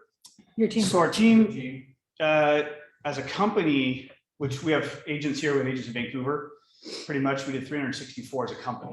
About 250 of those were here in Portland. This team, yeah. What percentage are from cold calling those and expires? Good question. I should know that. It was about 23% of ours was from Sphere specifically. Past clients was another 11%, I believe, to make up that. But I would probably say 25% at least, somewhere in the 25 to 30. The thing is right now is just, it's hard to find business opportunities. I mean, not to sound like it's a bad time. I got into business in 06 and went like this and then 08 hit and it was just a disaster. Yeah. And I just had like doubled down on the efforts. And I remember having a coach that's saying, hey, you want to do the same number of deals? I literally remember saying, if you want to sell the same number of listings each month, and it's going to be twice as hard, how many do you need to have? He said, you need to have 40 listings. I'm like, you kidding me? Right. And so, but you got to double down on the efforts to make sure you're going to create the opportunities you want to have to accomplish your financial goals. So we're doubling down on the cold calling, the prospecting. Mike's a new agent on our team. He's got 2 transactions in escrow pretty quick. One was, it's 3. One was a team lead, one was circle prospecting, and one was an open house. So we, as a team, we say this, literally there's, and this doesn't matter as a team or as you as a business, but there's 3 things that we want you to focus on: your sphere, holding open houses, and just hours of prospecting. 3 hours at a minimum. And I think we're kind of, as a team, we've been talking about this, like the myth of like 20 contacts a day. You hear that. I've been to so many Keller Williams conventions, real estate myths, 20 contacts a day. Here's the deal, like That's not enough. no, it's not enough. Like if you're That's if you're your closing- minimum. if your goal is to like close 4 deals a month and you're closing 4 or 5, like then you can probably get, and you've been doing it for like 3 years, you can probably get by on 20 contacts a day. And new contacts, not just following up. What about my brand newbies in here? It's I know. you gotta, I mean, It all comes down to your goals. You guys, and one of the Yes. fantastic things about Command is that you know your dollar goal, because it all comes down to money, no matter what your one thing is. Put your dollar goal in there, and Command is going to turn around and back it up and tell how many leads you need to do and how many leads you need to do a month. And you're going to be like, holy crap, there's no way I'm going to reach 40,000 leads. Because it seems like a really astronomical number, but it's a true number. Because about 1 out of every 100 could end up being a transaction. I mean, I'd say, to try to throw a number on that, I'd say 60 contacts a day of new people. And that's like, oh my gosh, it doesn't be like, that's crazy. In Bold Juju, they have what they call the Bold 100.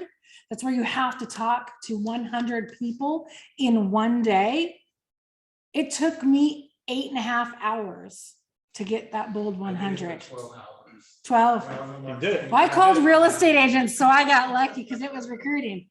But I mean, it's hard because you can't just dial 100 people. It's actually talk to them, right? So multitask, you guys. Call and get on social media, have a two-way conversation.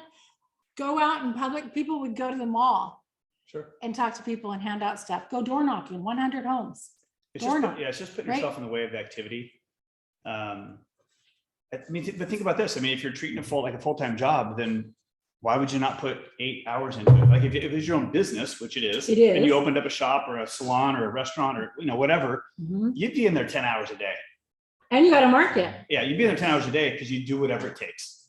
I've been there. I was in a restaurant, had some, failed, collapsed, had to start over again in real estate. Like I was in there probably 15, 16 hours a day. I kind of applied those same hours into real estate when I got going because I had to. Mark, The you one- the never ones that stop. don't- But well, I had to. I did. My wife was on with 2 little ones, and like we just collapsed. So I had to do it. But just think about that. We kind of joke as a team and say, if you don't have an appointment, like your only job is to set an appointment. Like what else is there really to do? So don't get caught up in all the minutia stuff. I remember doing this. Like I'm gonna design the flyer, so when I'm ready someday, I'll have it ready. Like don't just figure Preparing it to out. prepare. Create the problem and figure it out. I got my first listing presentation, and I didn't even have a clue what I was doing.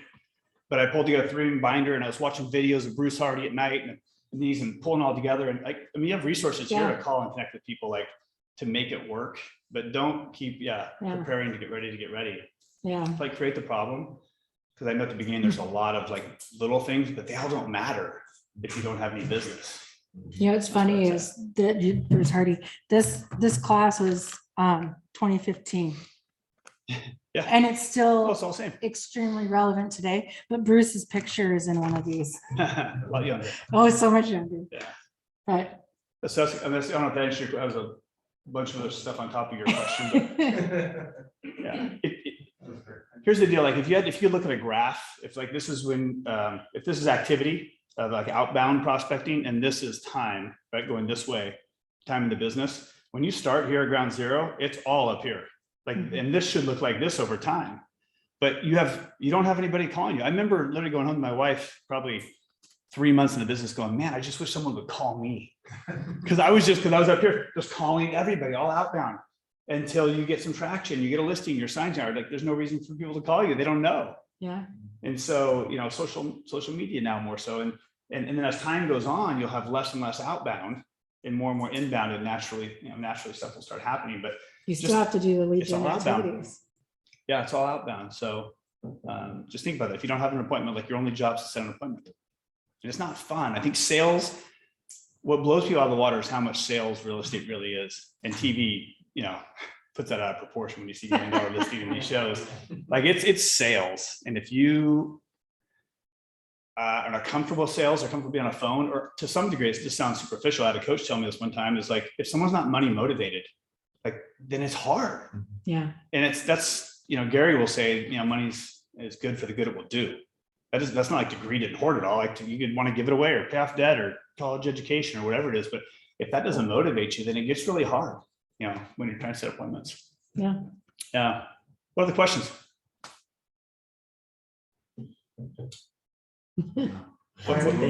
Yeah. So what about Zillow, tech?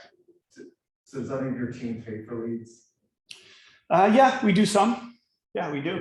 Yeah, we'll do pay-per-click advertising through a platform we have for the agents that drive in a number of opportunities. But here's the deal. We say this too, like we call them leads, they're just inquiries.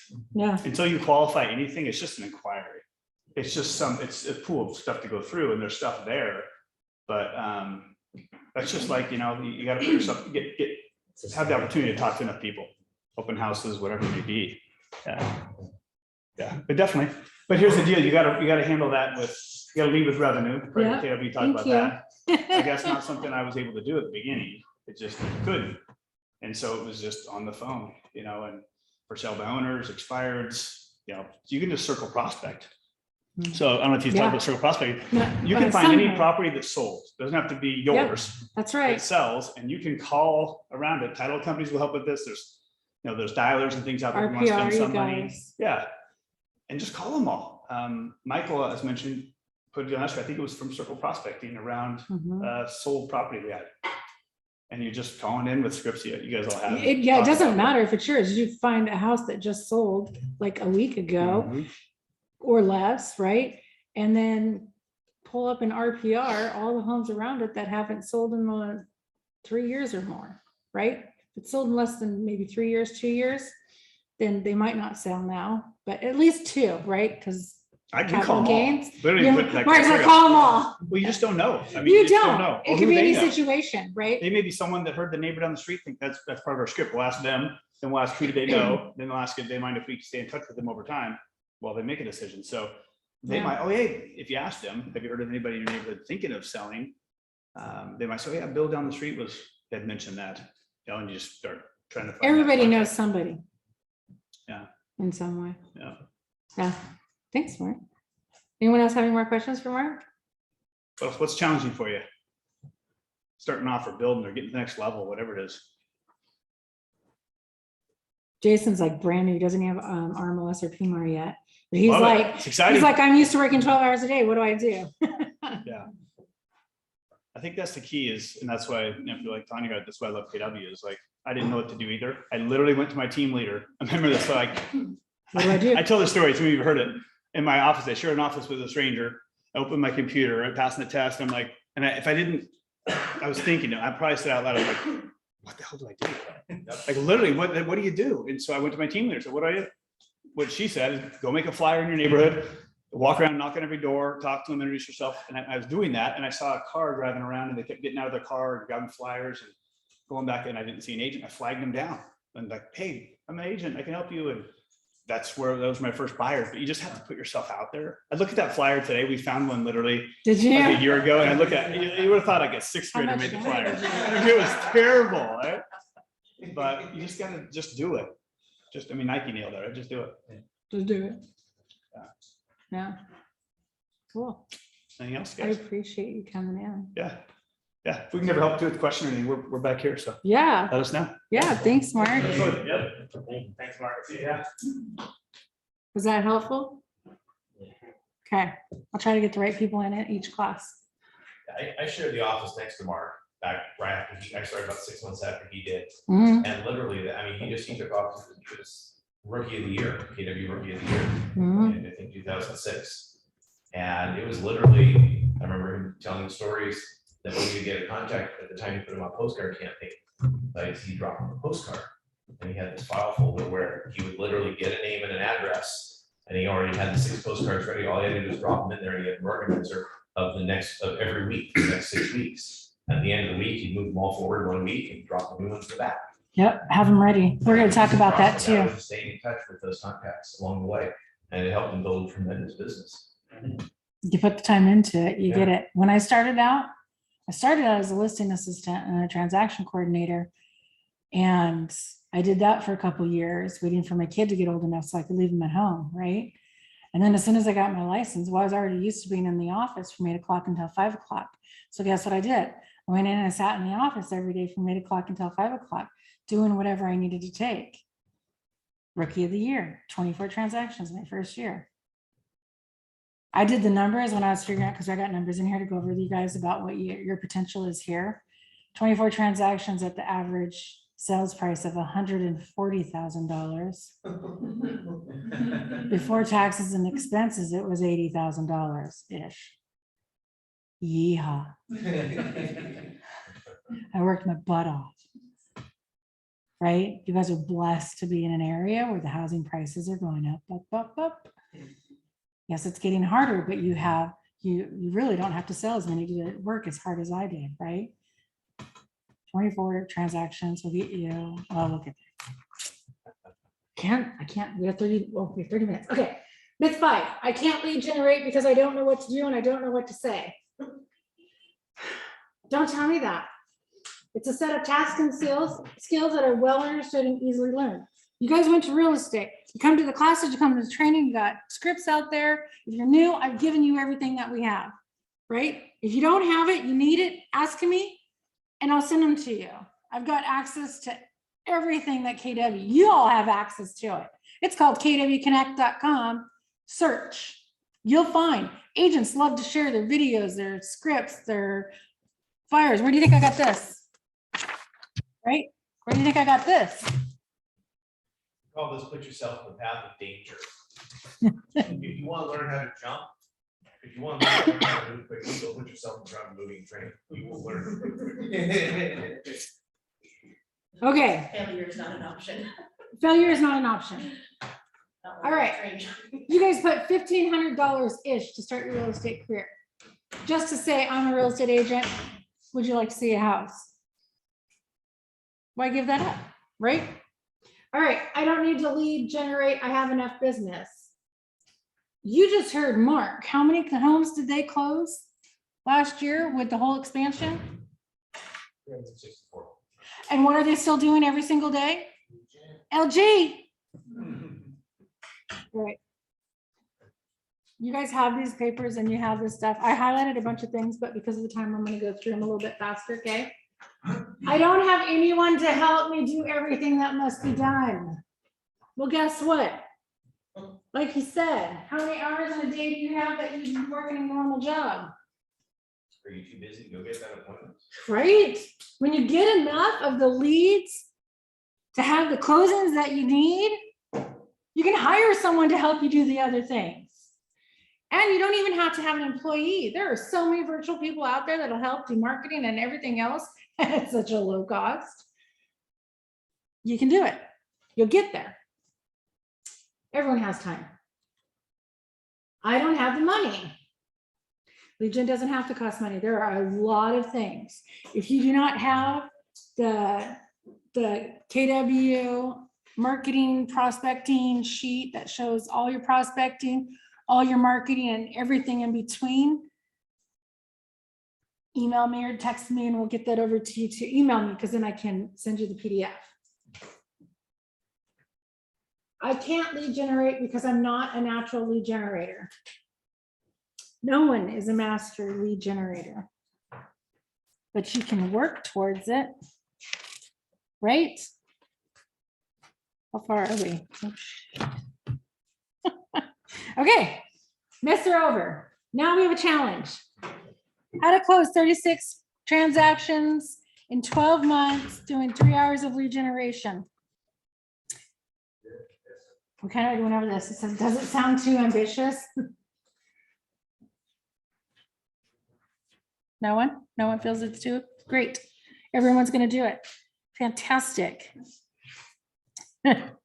Smokey Garrett. At the end of the day, if you're not going to generate leads, you're not going to have a business. Smokey Garrett was a team leader and former mega agent. Does anyone know what he does now? Probably not. I'm in leadership, so he actually is leading Keller Mortgage. Right? I love the pictures in here too because everybody looks so young. Okay. Oh, now we're getting to the money. The one I've been waiting for. Let's break it down. Don't settle for average. The only way not to be average and to not have an average real estate career is to consciously decide not to. Right? Okay. The goals. Oh, I love this. Gary Keller. So if we're going to be an average salesperson, you're going to go sit in front of your buyer or seller and you're going to say, the reason you should hire me is because I'm average. I think average.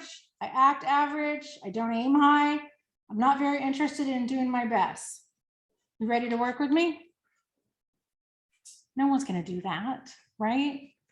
You're going to step up in front of them and tell them that you're going to do everything that you can to help them get the house sold or help them get the house that they want, right?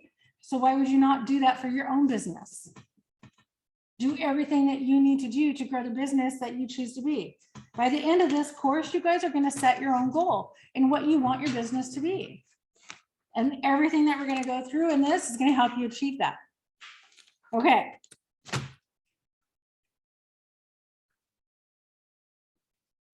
We want to make money and be profitable. I don't think we're quite there yet. Okay, we are there. So we're on page 27, in case you don't know, 27-ish. Yeah, 27. In our office. I just wanted to give you guys like actual numbers so you can understand, right? So, and you're going to go to, you can actually go over to page 28 because there's a section where you can write this down because you should know this. In our office, our average sales price for last year, the whole year, ended up around $626,000. What I tell my brand new agents, because you're brand new, and every single one that sat in a recruiting appointment knows, we set it at 500,000. Okay, so I ran these numbers off of 500,000 just to make it, because we do have agents that sell multi-million-dollar houses, which brings up our sales price. But one of the biggest things, and this can help you get the deals, you're in one of the highest producing, highest average sales price offices.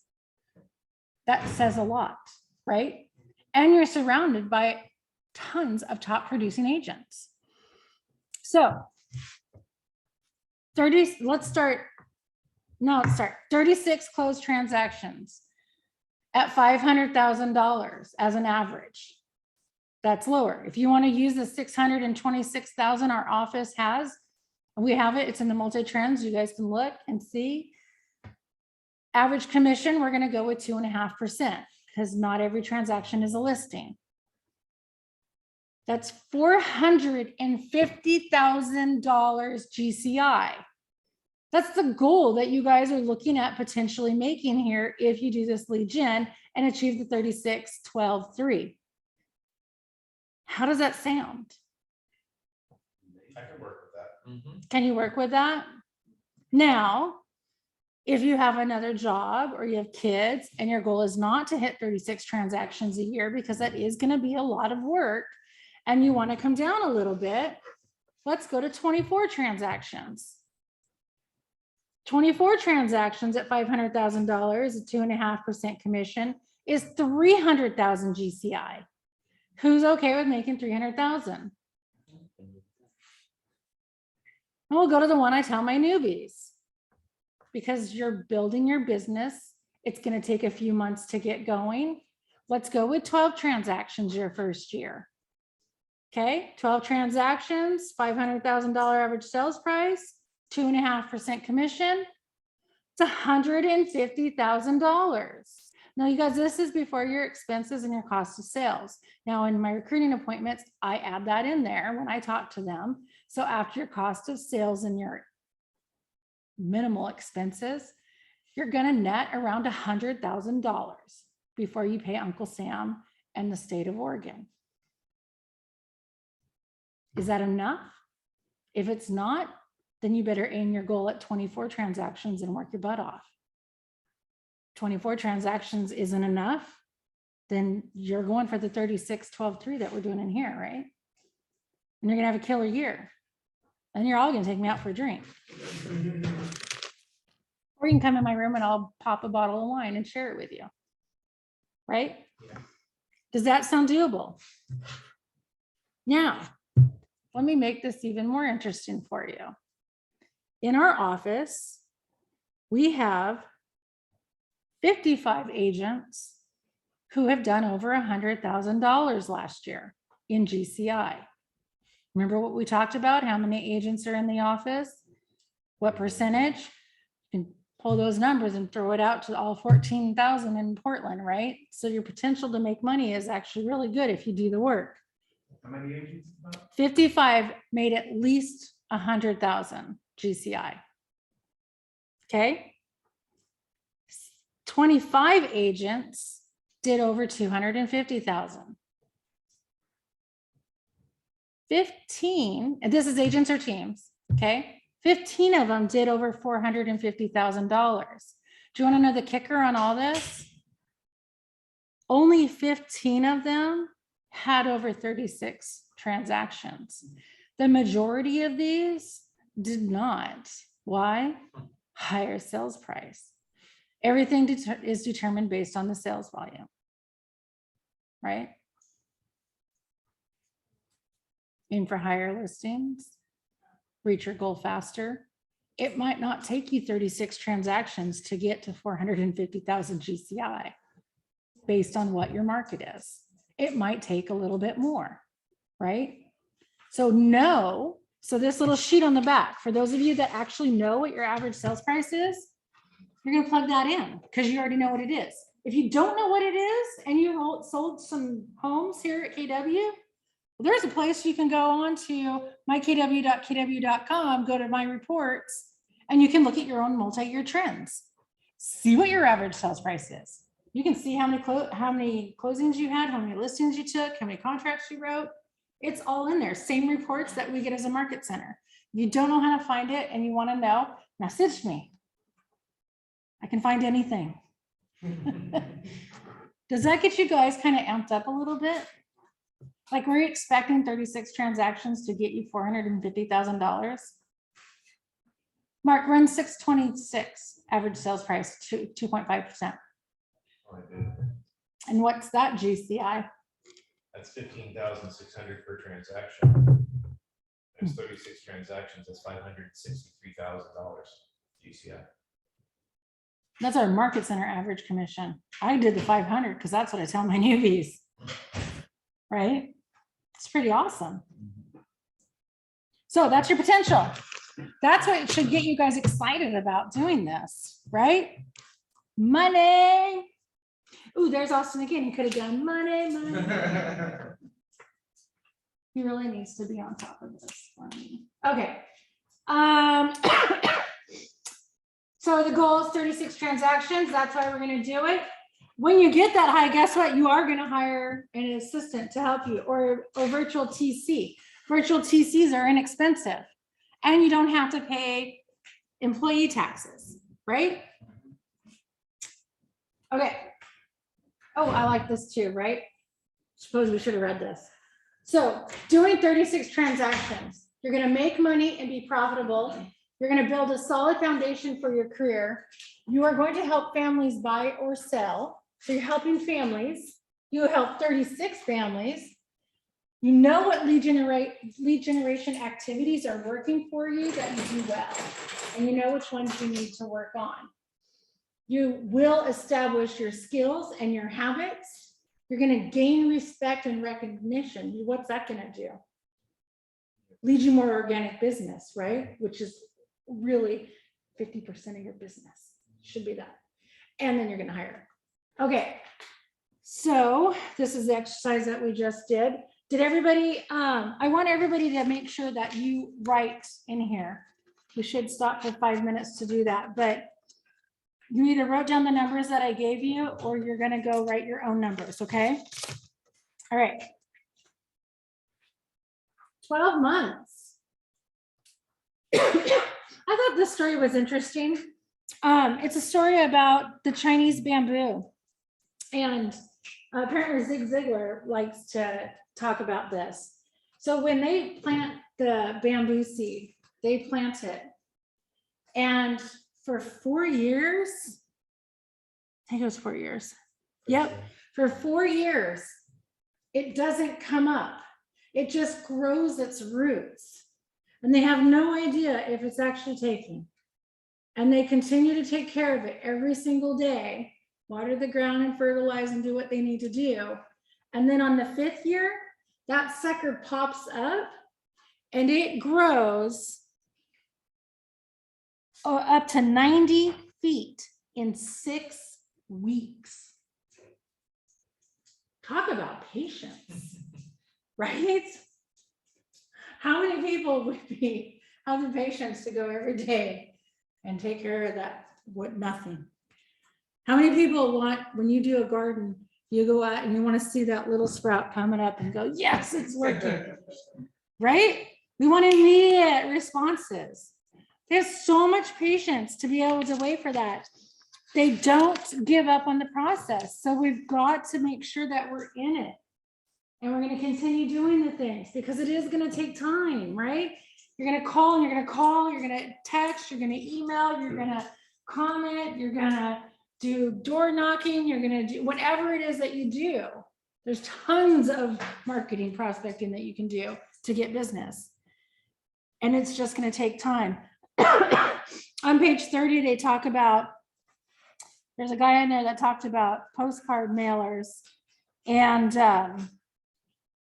what a lot of people do with postcards. I mailed postcards and I didn't get, no one responded. It's a waste of my money.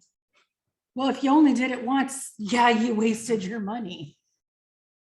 Mailers are expensive and it takes a very long time for it to actually succeed. which is why you don't put all your money in that basket, right? Like Mark said, you don't just do one activity, you do multiple activities. You don't do activities. I love that he said it because it's one of my favorite things. You lead with revenue, red light, green light, wherever you want it, MREA, KW.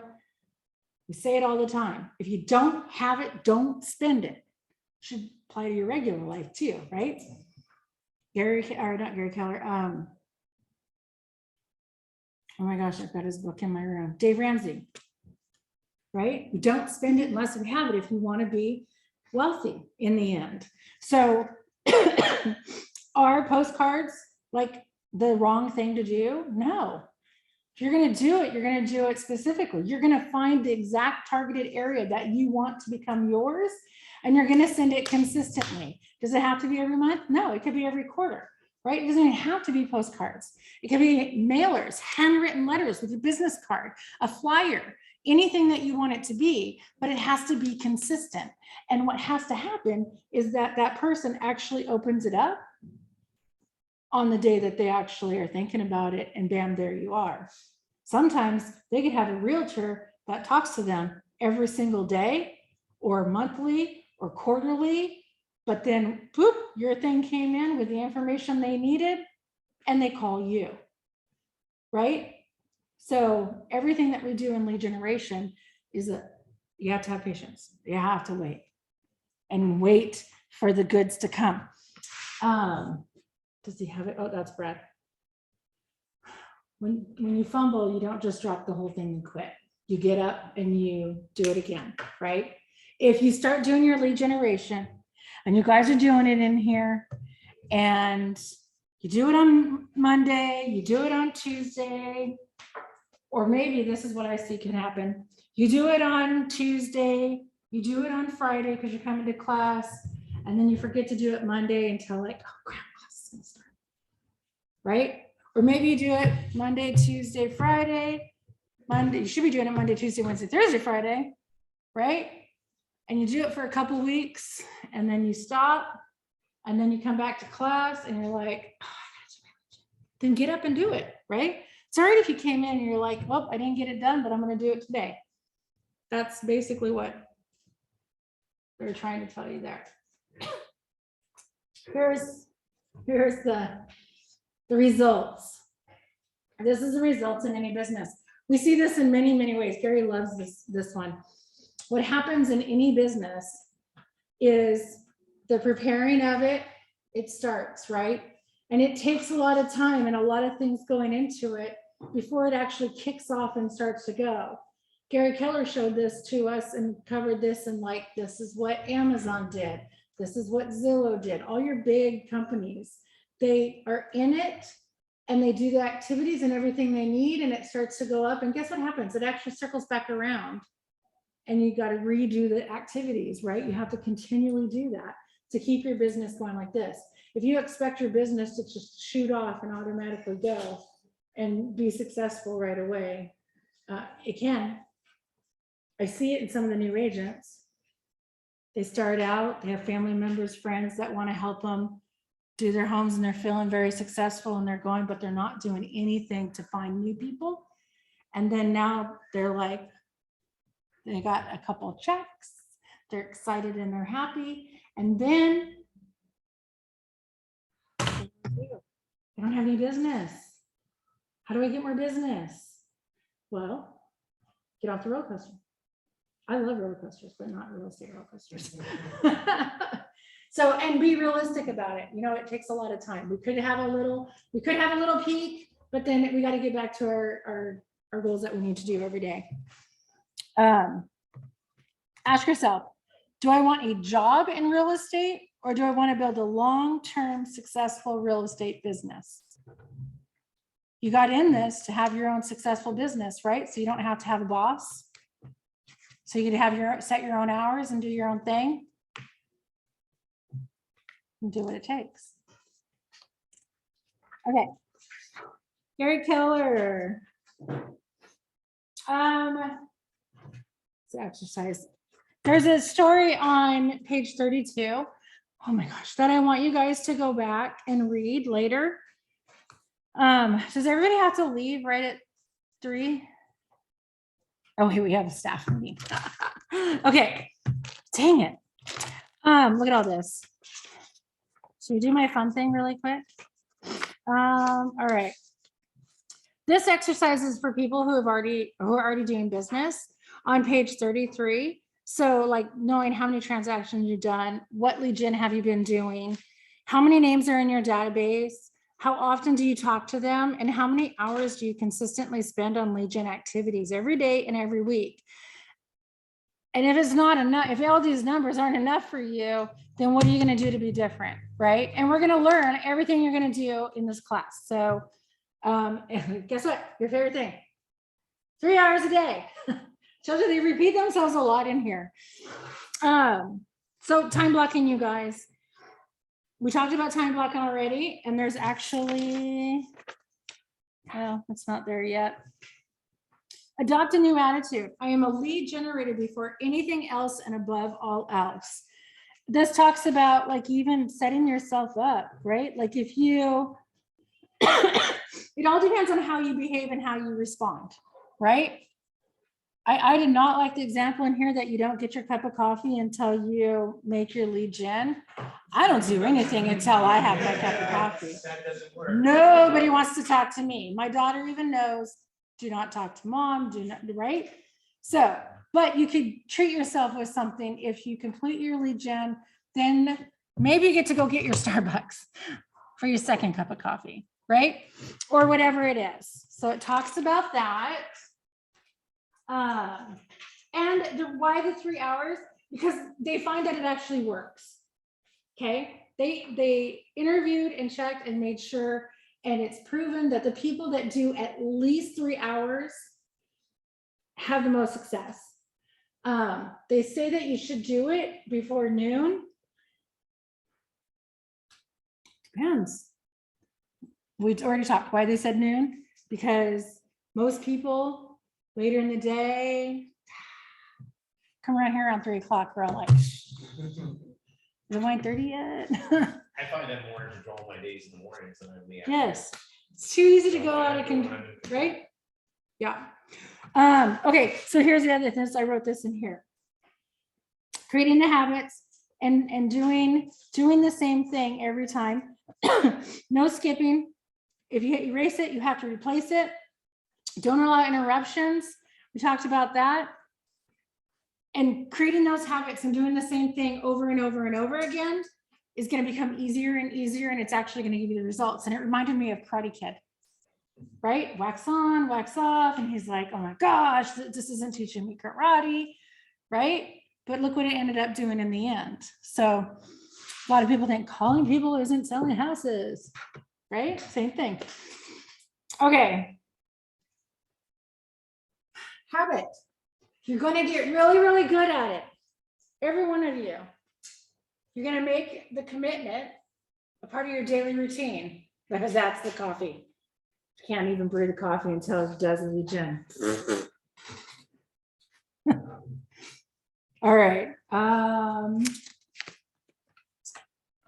Time block. Everybody's going to work on their calendars because that's in here too. Habit. Here you go. Let everyone know your schedule. Because if they know that this is the time that mom or dad or, you know, boyfriend, girlfriend, whatever, I'm on the phone, don't interrupt me. I need to do this for us to go on that trip, right? Please respect this. Same thing, if you're in the office, go in one of these lead gen rooms, shut the door, right? If our doors are shut, we're not available.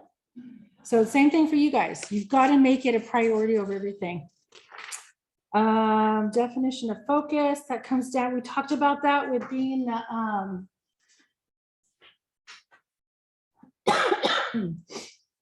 doing too many things at once, right? You lose your focus. And let's do the exercise.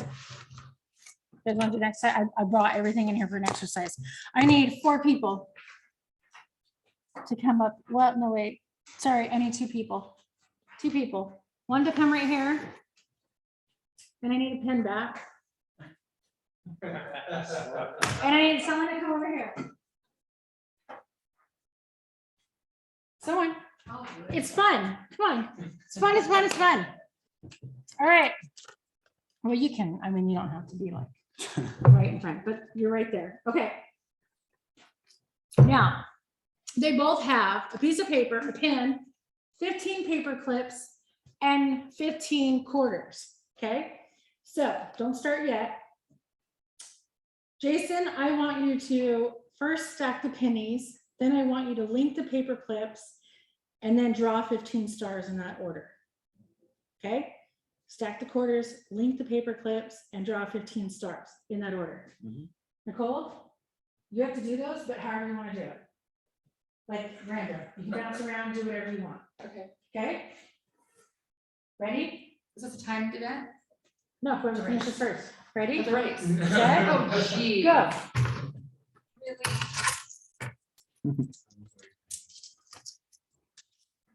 It was actually supposed to be pennies, but I didn't have pennies, but I heard you said, because you're so rich. I said pennies, didn't I? I I'm not so rich. No, it's because Tanya goes to Starbucks every day and I take 5 or 4 teenage girls to school. And in order for them to get Starbucks, they have to give me money. And one of them pays me in quarters. I'm like, I don't accept quarters. Bills only. Pressure's on. Who do you guys think is gonna finish first? Oh my gosh. Yeah. Why? Because he has the. Well, you gave him the exact order where she can just go all over the place. She's gonna be a mess. No, right? I'm not. I'm competitive, but not with paper plates.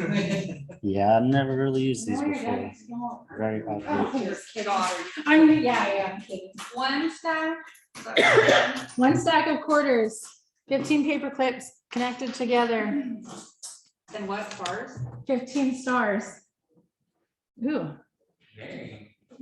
we have a very competitive girl Uh-huh. that's gonna prove this wrong. Yep. But she did it in one thing at a time. She Wow. didn't do Oh, little hyper yeah, clips, you she didn't did. do, Was I not supposed to do Yeah, it? you're supposed to randomize it, but. Oh, that was in order? I thought you said I could do whatever I wanted. Yeah. That's That's all what right. I wanted on most meetings. Well, that's what I this say. is saying right here. yeah, Yeah, because it would have been different if she'd done just a couple paper clips, then switched over to a couple. Oh, my Yeah. mind does not be Yeah. that. That was- So that would she have. couldn't do it. No, I would not be able to do that. Thank you. I'm lost. You lost. I think I lost. I have to take apart 20, 30 paper clips. Take the quarters, go buy a new box. So the purpose of that was to show that when you actually like focus on one specific thing at a time, which you did do just in a different order, you're actually more successful, right? All right. Multitasking, we did that. Work with intensity, that's part of that, you guys, right? When you focus, you really focus in. Like, I mean, when you're doing something that you really enjoy doing and you're just completely in it, you almost don't even hear somebody talk to you, right?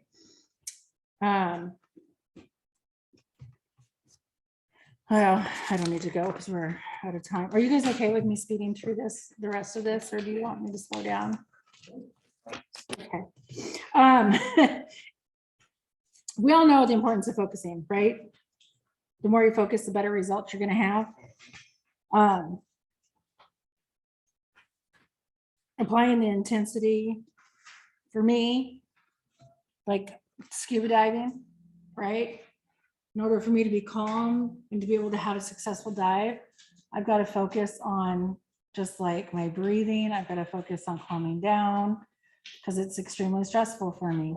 So I do all that and then I'm clear for the rest of the, so do that immediately at the beginning and get going. Exercise. What does intensity look like for you? Think about an aspect of your life that requires intensity. Make notes about the environment, your behavior, emotions, thoughts, and triggers. So I'm supposed to take 5 minutes for you guys to do that real quick. Or do you guys want to just talk? Does anyone have something that they work on that they are intense with? They really focus on?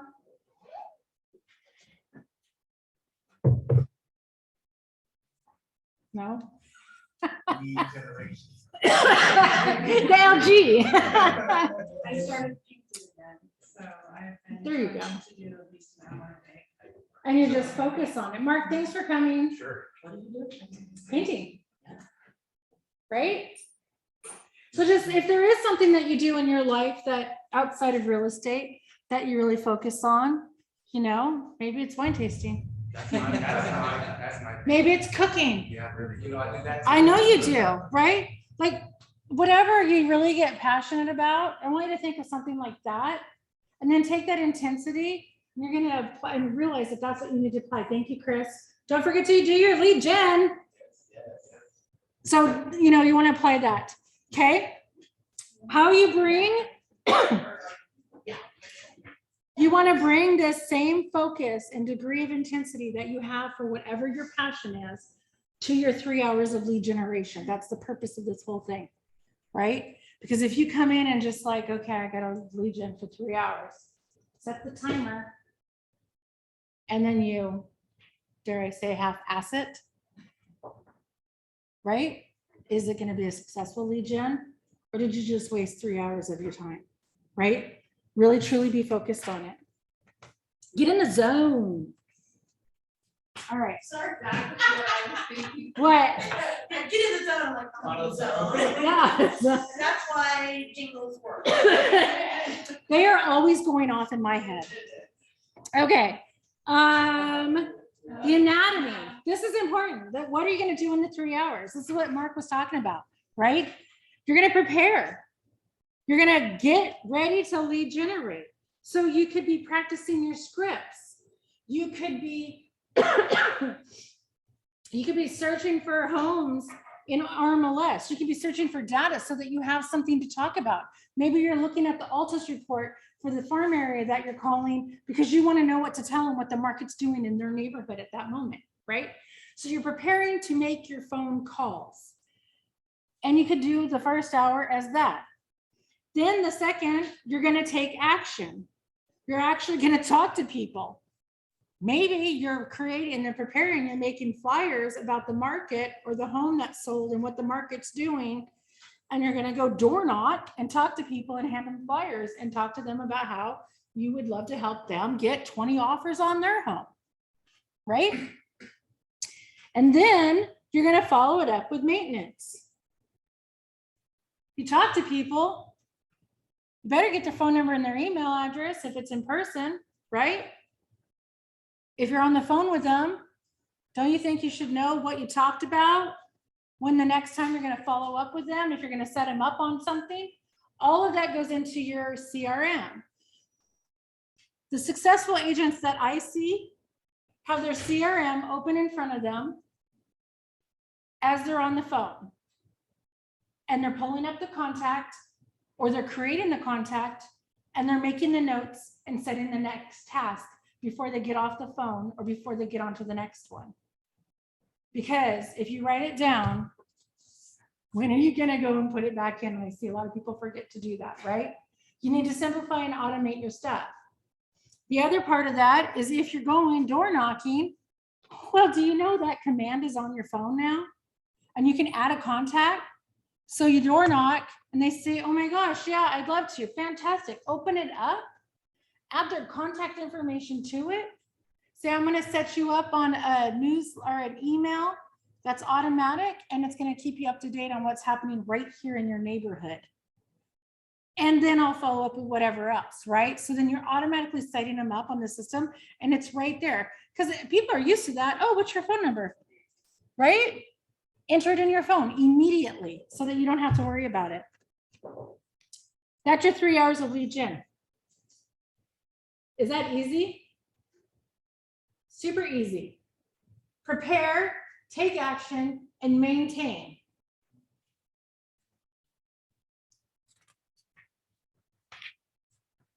Look at this. There's a cheat sheet for you. Some of it's probably old stuff, but it's like, what can you do to prepare? What can you do to market? And what can you do to maintain? Everything is right there, you guys. What page stuff? Page 44. And there's more, okay? That prospecting and marketing thing that I told you guys about, that sheet that I have that has every possible way of marketing. I have that in my office, so just, or on my computer, so just let me know that you want it and I'll get it to you. Okay, it comes back again. Real estate roller coaster. We talked about that. We went over this, right? It was at the beginning and they threw it in at the end. So it shows top producers know that steady lead generation will slowly grow their business into closed business, right? Closed transactions. Instead of this, they're going to steadily climb up. I love this. I can barely read it. Caution. The real estate productivity roller coaster is a turbulent ride with high speeds, sudden drops, and unexpected stops. To ride this coaster, you must be in good health and possess great stamina, in good financial disposition, and able to endure periods with little or no income, able to withstand frequent frustration, anxiety, and fear, prepared to experience both exhilarating thrills and frightful chills. If you do not wish to continue on this or to ride this coaster indefinitely, please notify the attendant before boarding. It is so true, right? But you could be any height you want. Yeah. And here we come to page 47. Bruce Hardy's picture. You don't know who he is. He's actually our regional our regional manager for the Alaska, Washington, Oregon, and Idaho, but he's also like, he's always on stage with Gary. Like he's big stuff. We see him every single week on our meetings. And he has an Australian accent. It's so funny. Okay, so Bruce Hardy is just going to talk about the roller coaster here, about consistent lead gen. We already know that. We talked about that in depth at the beginning, right? So even Bruce Hardy was there and realized, he actually talked to Gary, and Gary said, on a scale of 1 to 10, this is an 02. How is your business? And Bruce said, about a 2. In June, I closed 4 transactions and listed 1 house, even though June is the height of our market. Gary challenged Bruce about his lead gen efforts and abruptly ended the call with, you know what to do, now go do it. Go lead generate and call me back in 2 weeks. So Bruce went, lead generated on a daily basis, and ended the month of August with 27 listings. He knew what to do, he just stopped doing it, right? So what are we gonna do? We're gonna do LG how many times? 3 hours a day. I think this class is just gonna beat it into you. All right, continuous lead generation. So here's, this is interesting too. The difference between just lead generation and continuous lead generation. And I think a good person to talk about this too would be Bradley. Bradley's a brand new agent in our office. This says holding an open house once may generate a lead, but it might not. Holding 1 to 3 open houses every Saturday and Sunday from 11 a.m. to 4 p.m. will ultimately reward you with a lead that closes. Bradley kicked off his business by doing open houses. He was doing them in the evenings, in the mornings, in the afternoons, and he was doing multiple a weekend. So now when there's not that many to be. we find another activity to do, like Mark said, grab something that's sold, circle prospect. You can find out every single homeowner around a home in RPR. You can find out when it sold last. Like there are so many things that's available to us. We don't have to pay for the services to go get them anymore, right? You can even make it even simpler on you and give title and address and ask for a list. It's that simple. I'm a researcher. I want to spend my time knowing who it is, when they sold it last, and get more details, right? Actually see the house in front of me. I'm a visual person though, right? So getting a spreadsheet with a bunch of names on that, right? Will title give you phone numbers too? We'll give you what? Phone numbers as well? You know, I don't know. I think they might. I think they're FISBO. I get The their FISBO. FISBO list does, yeah. I like it has. I've never called. No, we have to search, right? I mean, or you can go and door knock it, or you can go and mail, or you can, do whatever you want to do with it. Ultimately, it's getting in front of people. And that is actually, well, I don't know if it's in this one or the next one. I read too many of these over the weekend. Which is why I kind of want to read them one at a time, right? What I love about this, you guys, is about the market shifts. We know we're in a market shift. And when you're doing your same activities over and over and over again, you might see a little bit of a dip in your business, but you're not going to get hit dramatically like the people that don't consistently lead gen every day and grow their business. If you get to a business of 3,000, 4,000, 5,000, 12,000 leads that you're actually talking to every day, right, in some form, maybe you don't need to lead generate anymore, but you're going to still, in the sense of calling people you don't know, but you're still going to lead gen and talk to the people that you have in your business. Lead gen is everything. So to be wired to win, you must be wired for leads. We're in 49. How people see failure and deal with it, whether they possess the ability to look beyond it or keep achieving, impacts every aspect of their lives. Right? What do we call this? Limited beliefs, right? If you don't think that you can succeed and do 36 transactions this year, are you going to do it? No, you got to believe it. You got to do what it takes to get there. And if you do that, absolutely you can achieve it, right?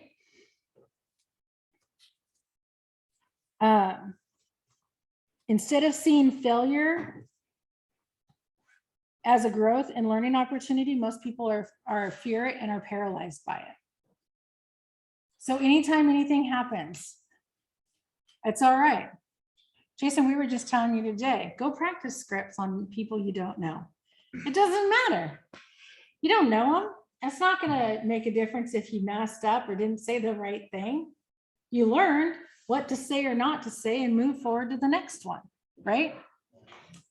The rest of the classes will be on time, I promise. This one's like the longest. You're welcome. Thanks for coming. Lead gen, LG, 3 hours. All right. We're all gonna get tattoos. I'll make a pretty one. I'm good at designing stuff. Okay. A successful sales career is almost always defined by a long succession of no's before you ultimately get to a yes. Right? You have to be okay with hearing no. Right? No one wants to be rejected, but you know what? It might be a no today, but in a year they would be a yes, as long as you continue talking to them and marketing them and staying in their vision, right?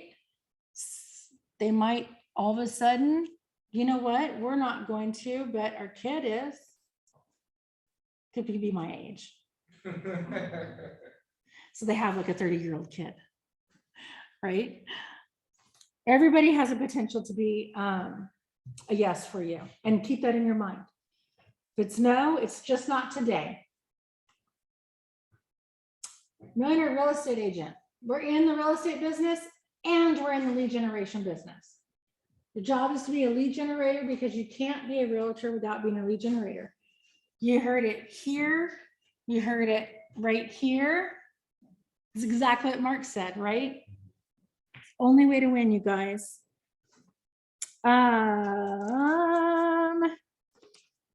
Don't let it hold you back. Your definition of lead generation. Lead generation equals prospecting, equals cold calling, equals rejection. How many people came in thinking that today? It's okay.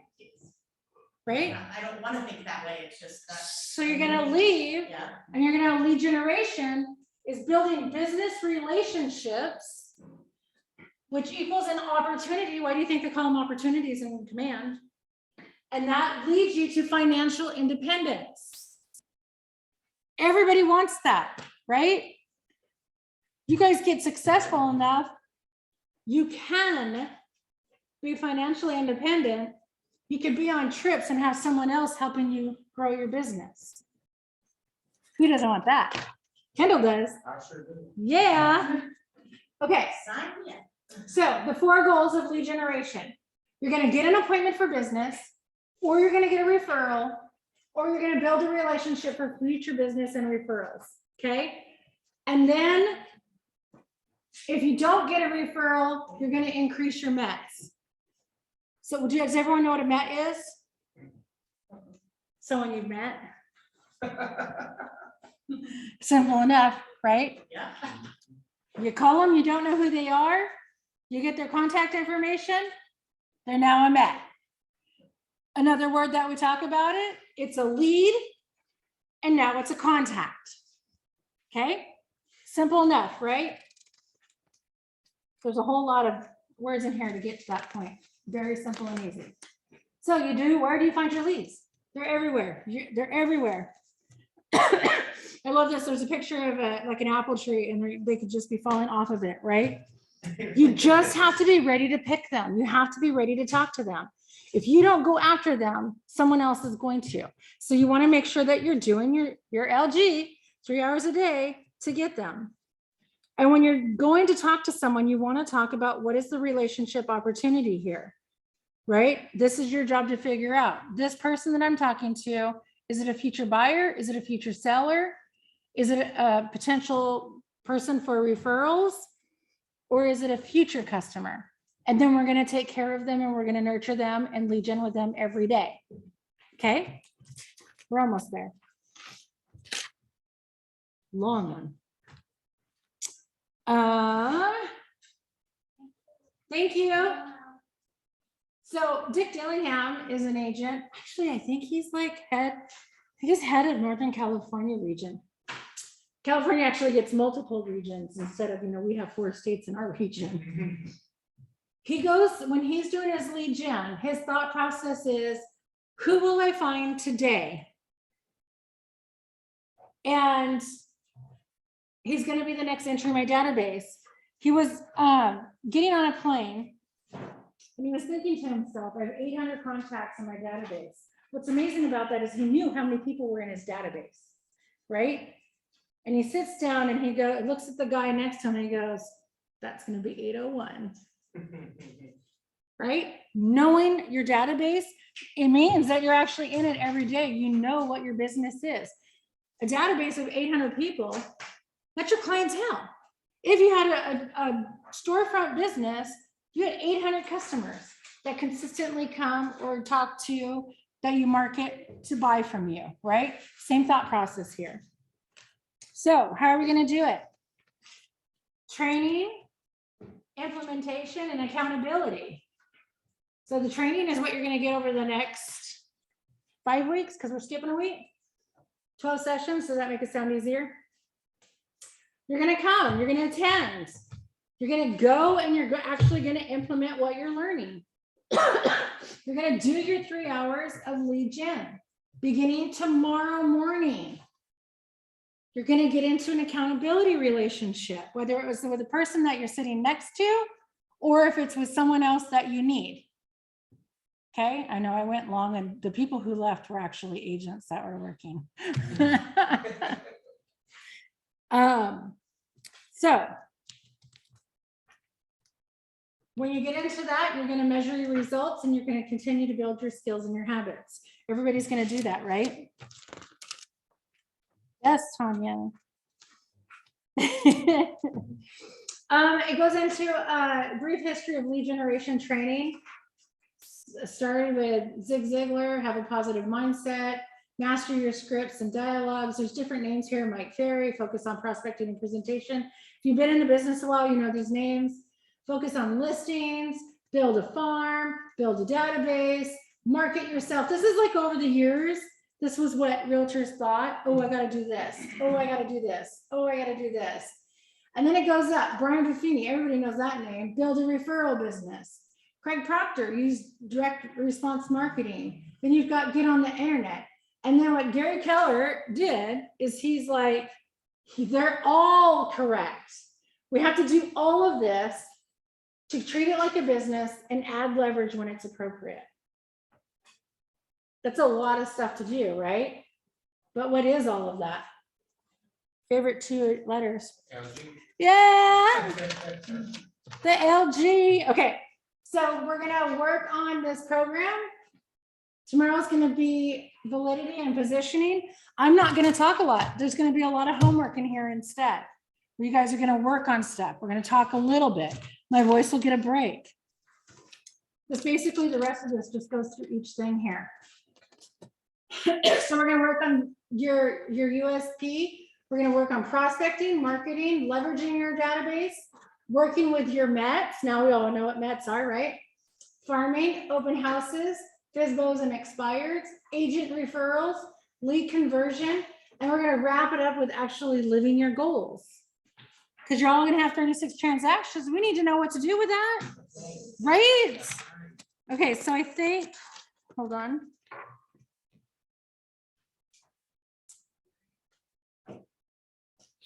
Here's another thing Mark said. The biggest mistake I made was that I tried to do everything. You can't do it all. You've got to find your 3 pillars, the 3 things that you're going to focus on. And then they spent way too much money and way too much time, and the career didn't take off like it should have, right? So you got a few things in here. Choose a couple things to focus on. Lead with revenue, and then have a successful career. Okay. So we'll talk about that. You guys don't have to choose your 3 lead gen things yet. We can work on that as we get through the class, because you want to know what they are, how you can implement it. We'll talk about the different activities and things and how we can do them, and which will guide you into it. So for the most part, what I want you to do, what this really goes into now is like, what are you going to do? How are you going to do it?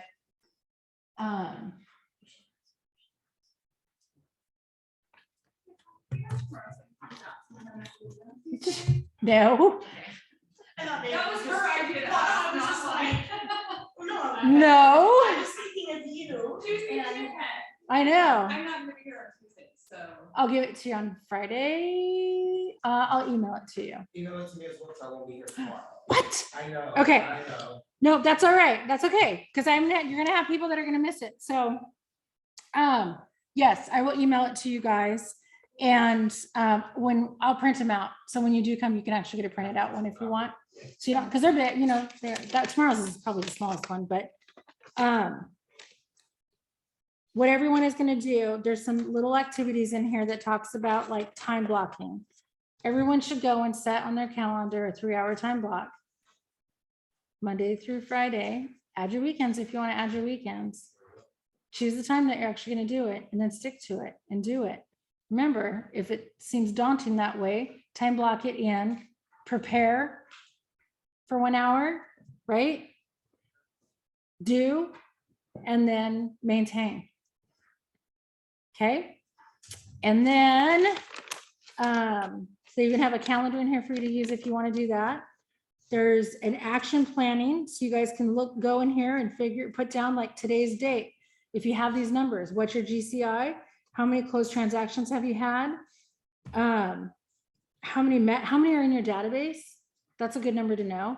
And then how many you're going to add a day, right? If you don't have something to reach, then you're never going to reach it. What do you guys think? I don't like it. Yeah, it's going to get good. This is just supposed to pump you up and get you tired of hearing LG for 3 hours. Thank you. Thank you for coming. And Thank you. you guys are really, so if you're not coming tomorrow, this is about knowing what the value of having someone come to why they want to work with me. So it's kind of diving in deep. So you definitely want to work on this. And it's gonna be recorded as well? It's recorded, yeah. Okay. Would we have instant But- access to that? I haven't decided that yet. Like reach out to me or Austin and get a copy of it. And we're not like marketing that, right? Well, like But maybe if you're not able to be here. then you could get a copy of it. Yeah. Mhm. Yeah. Perfect. Because you guys see, and with the activities, being in person is, It's very. Oh, It's 100%. huge. I also eat eater Plus, sometimes more than once. it's about the So- accountability, Yes. right? And if you're not here in person, you're not getting your accountability sheets, you ain't gonna win a prize. That's Well, right. obviously your priorities are black, so if you could fix that.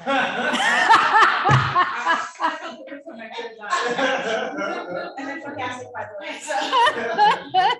Thank you guys for coming. Thank you, Tanya. I appreciate it. Thanks for playing my game. It's like, oh, that was awesome, honey, yeah.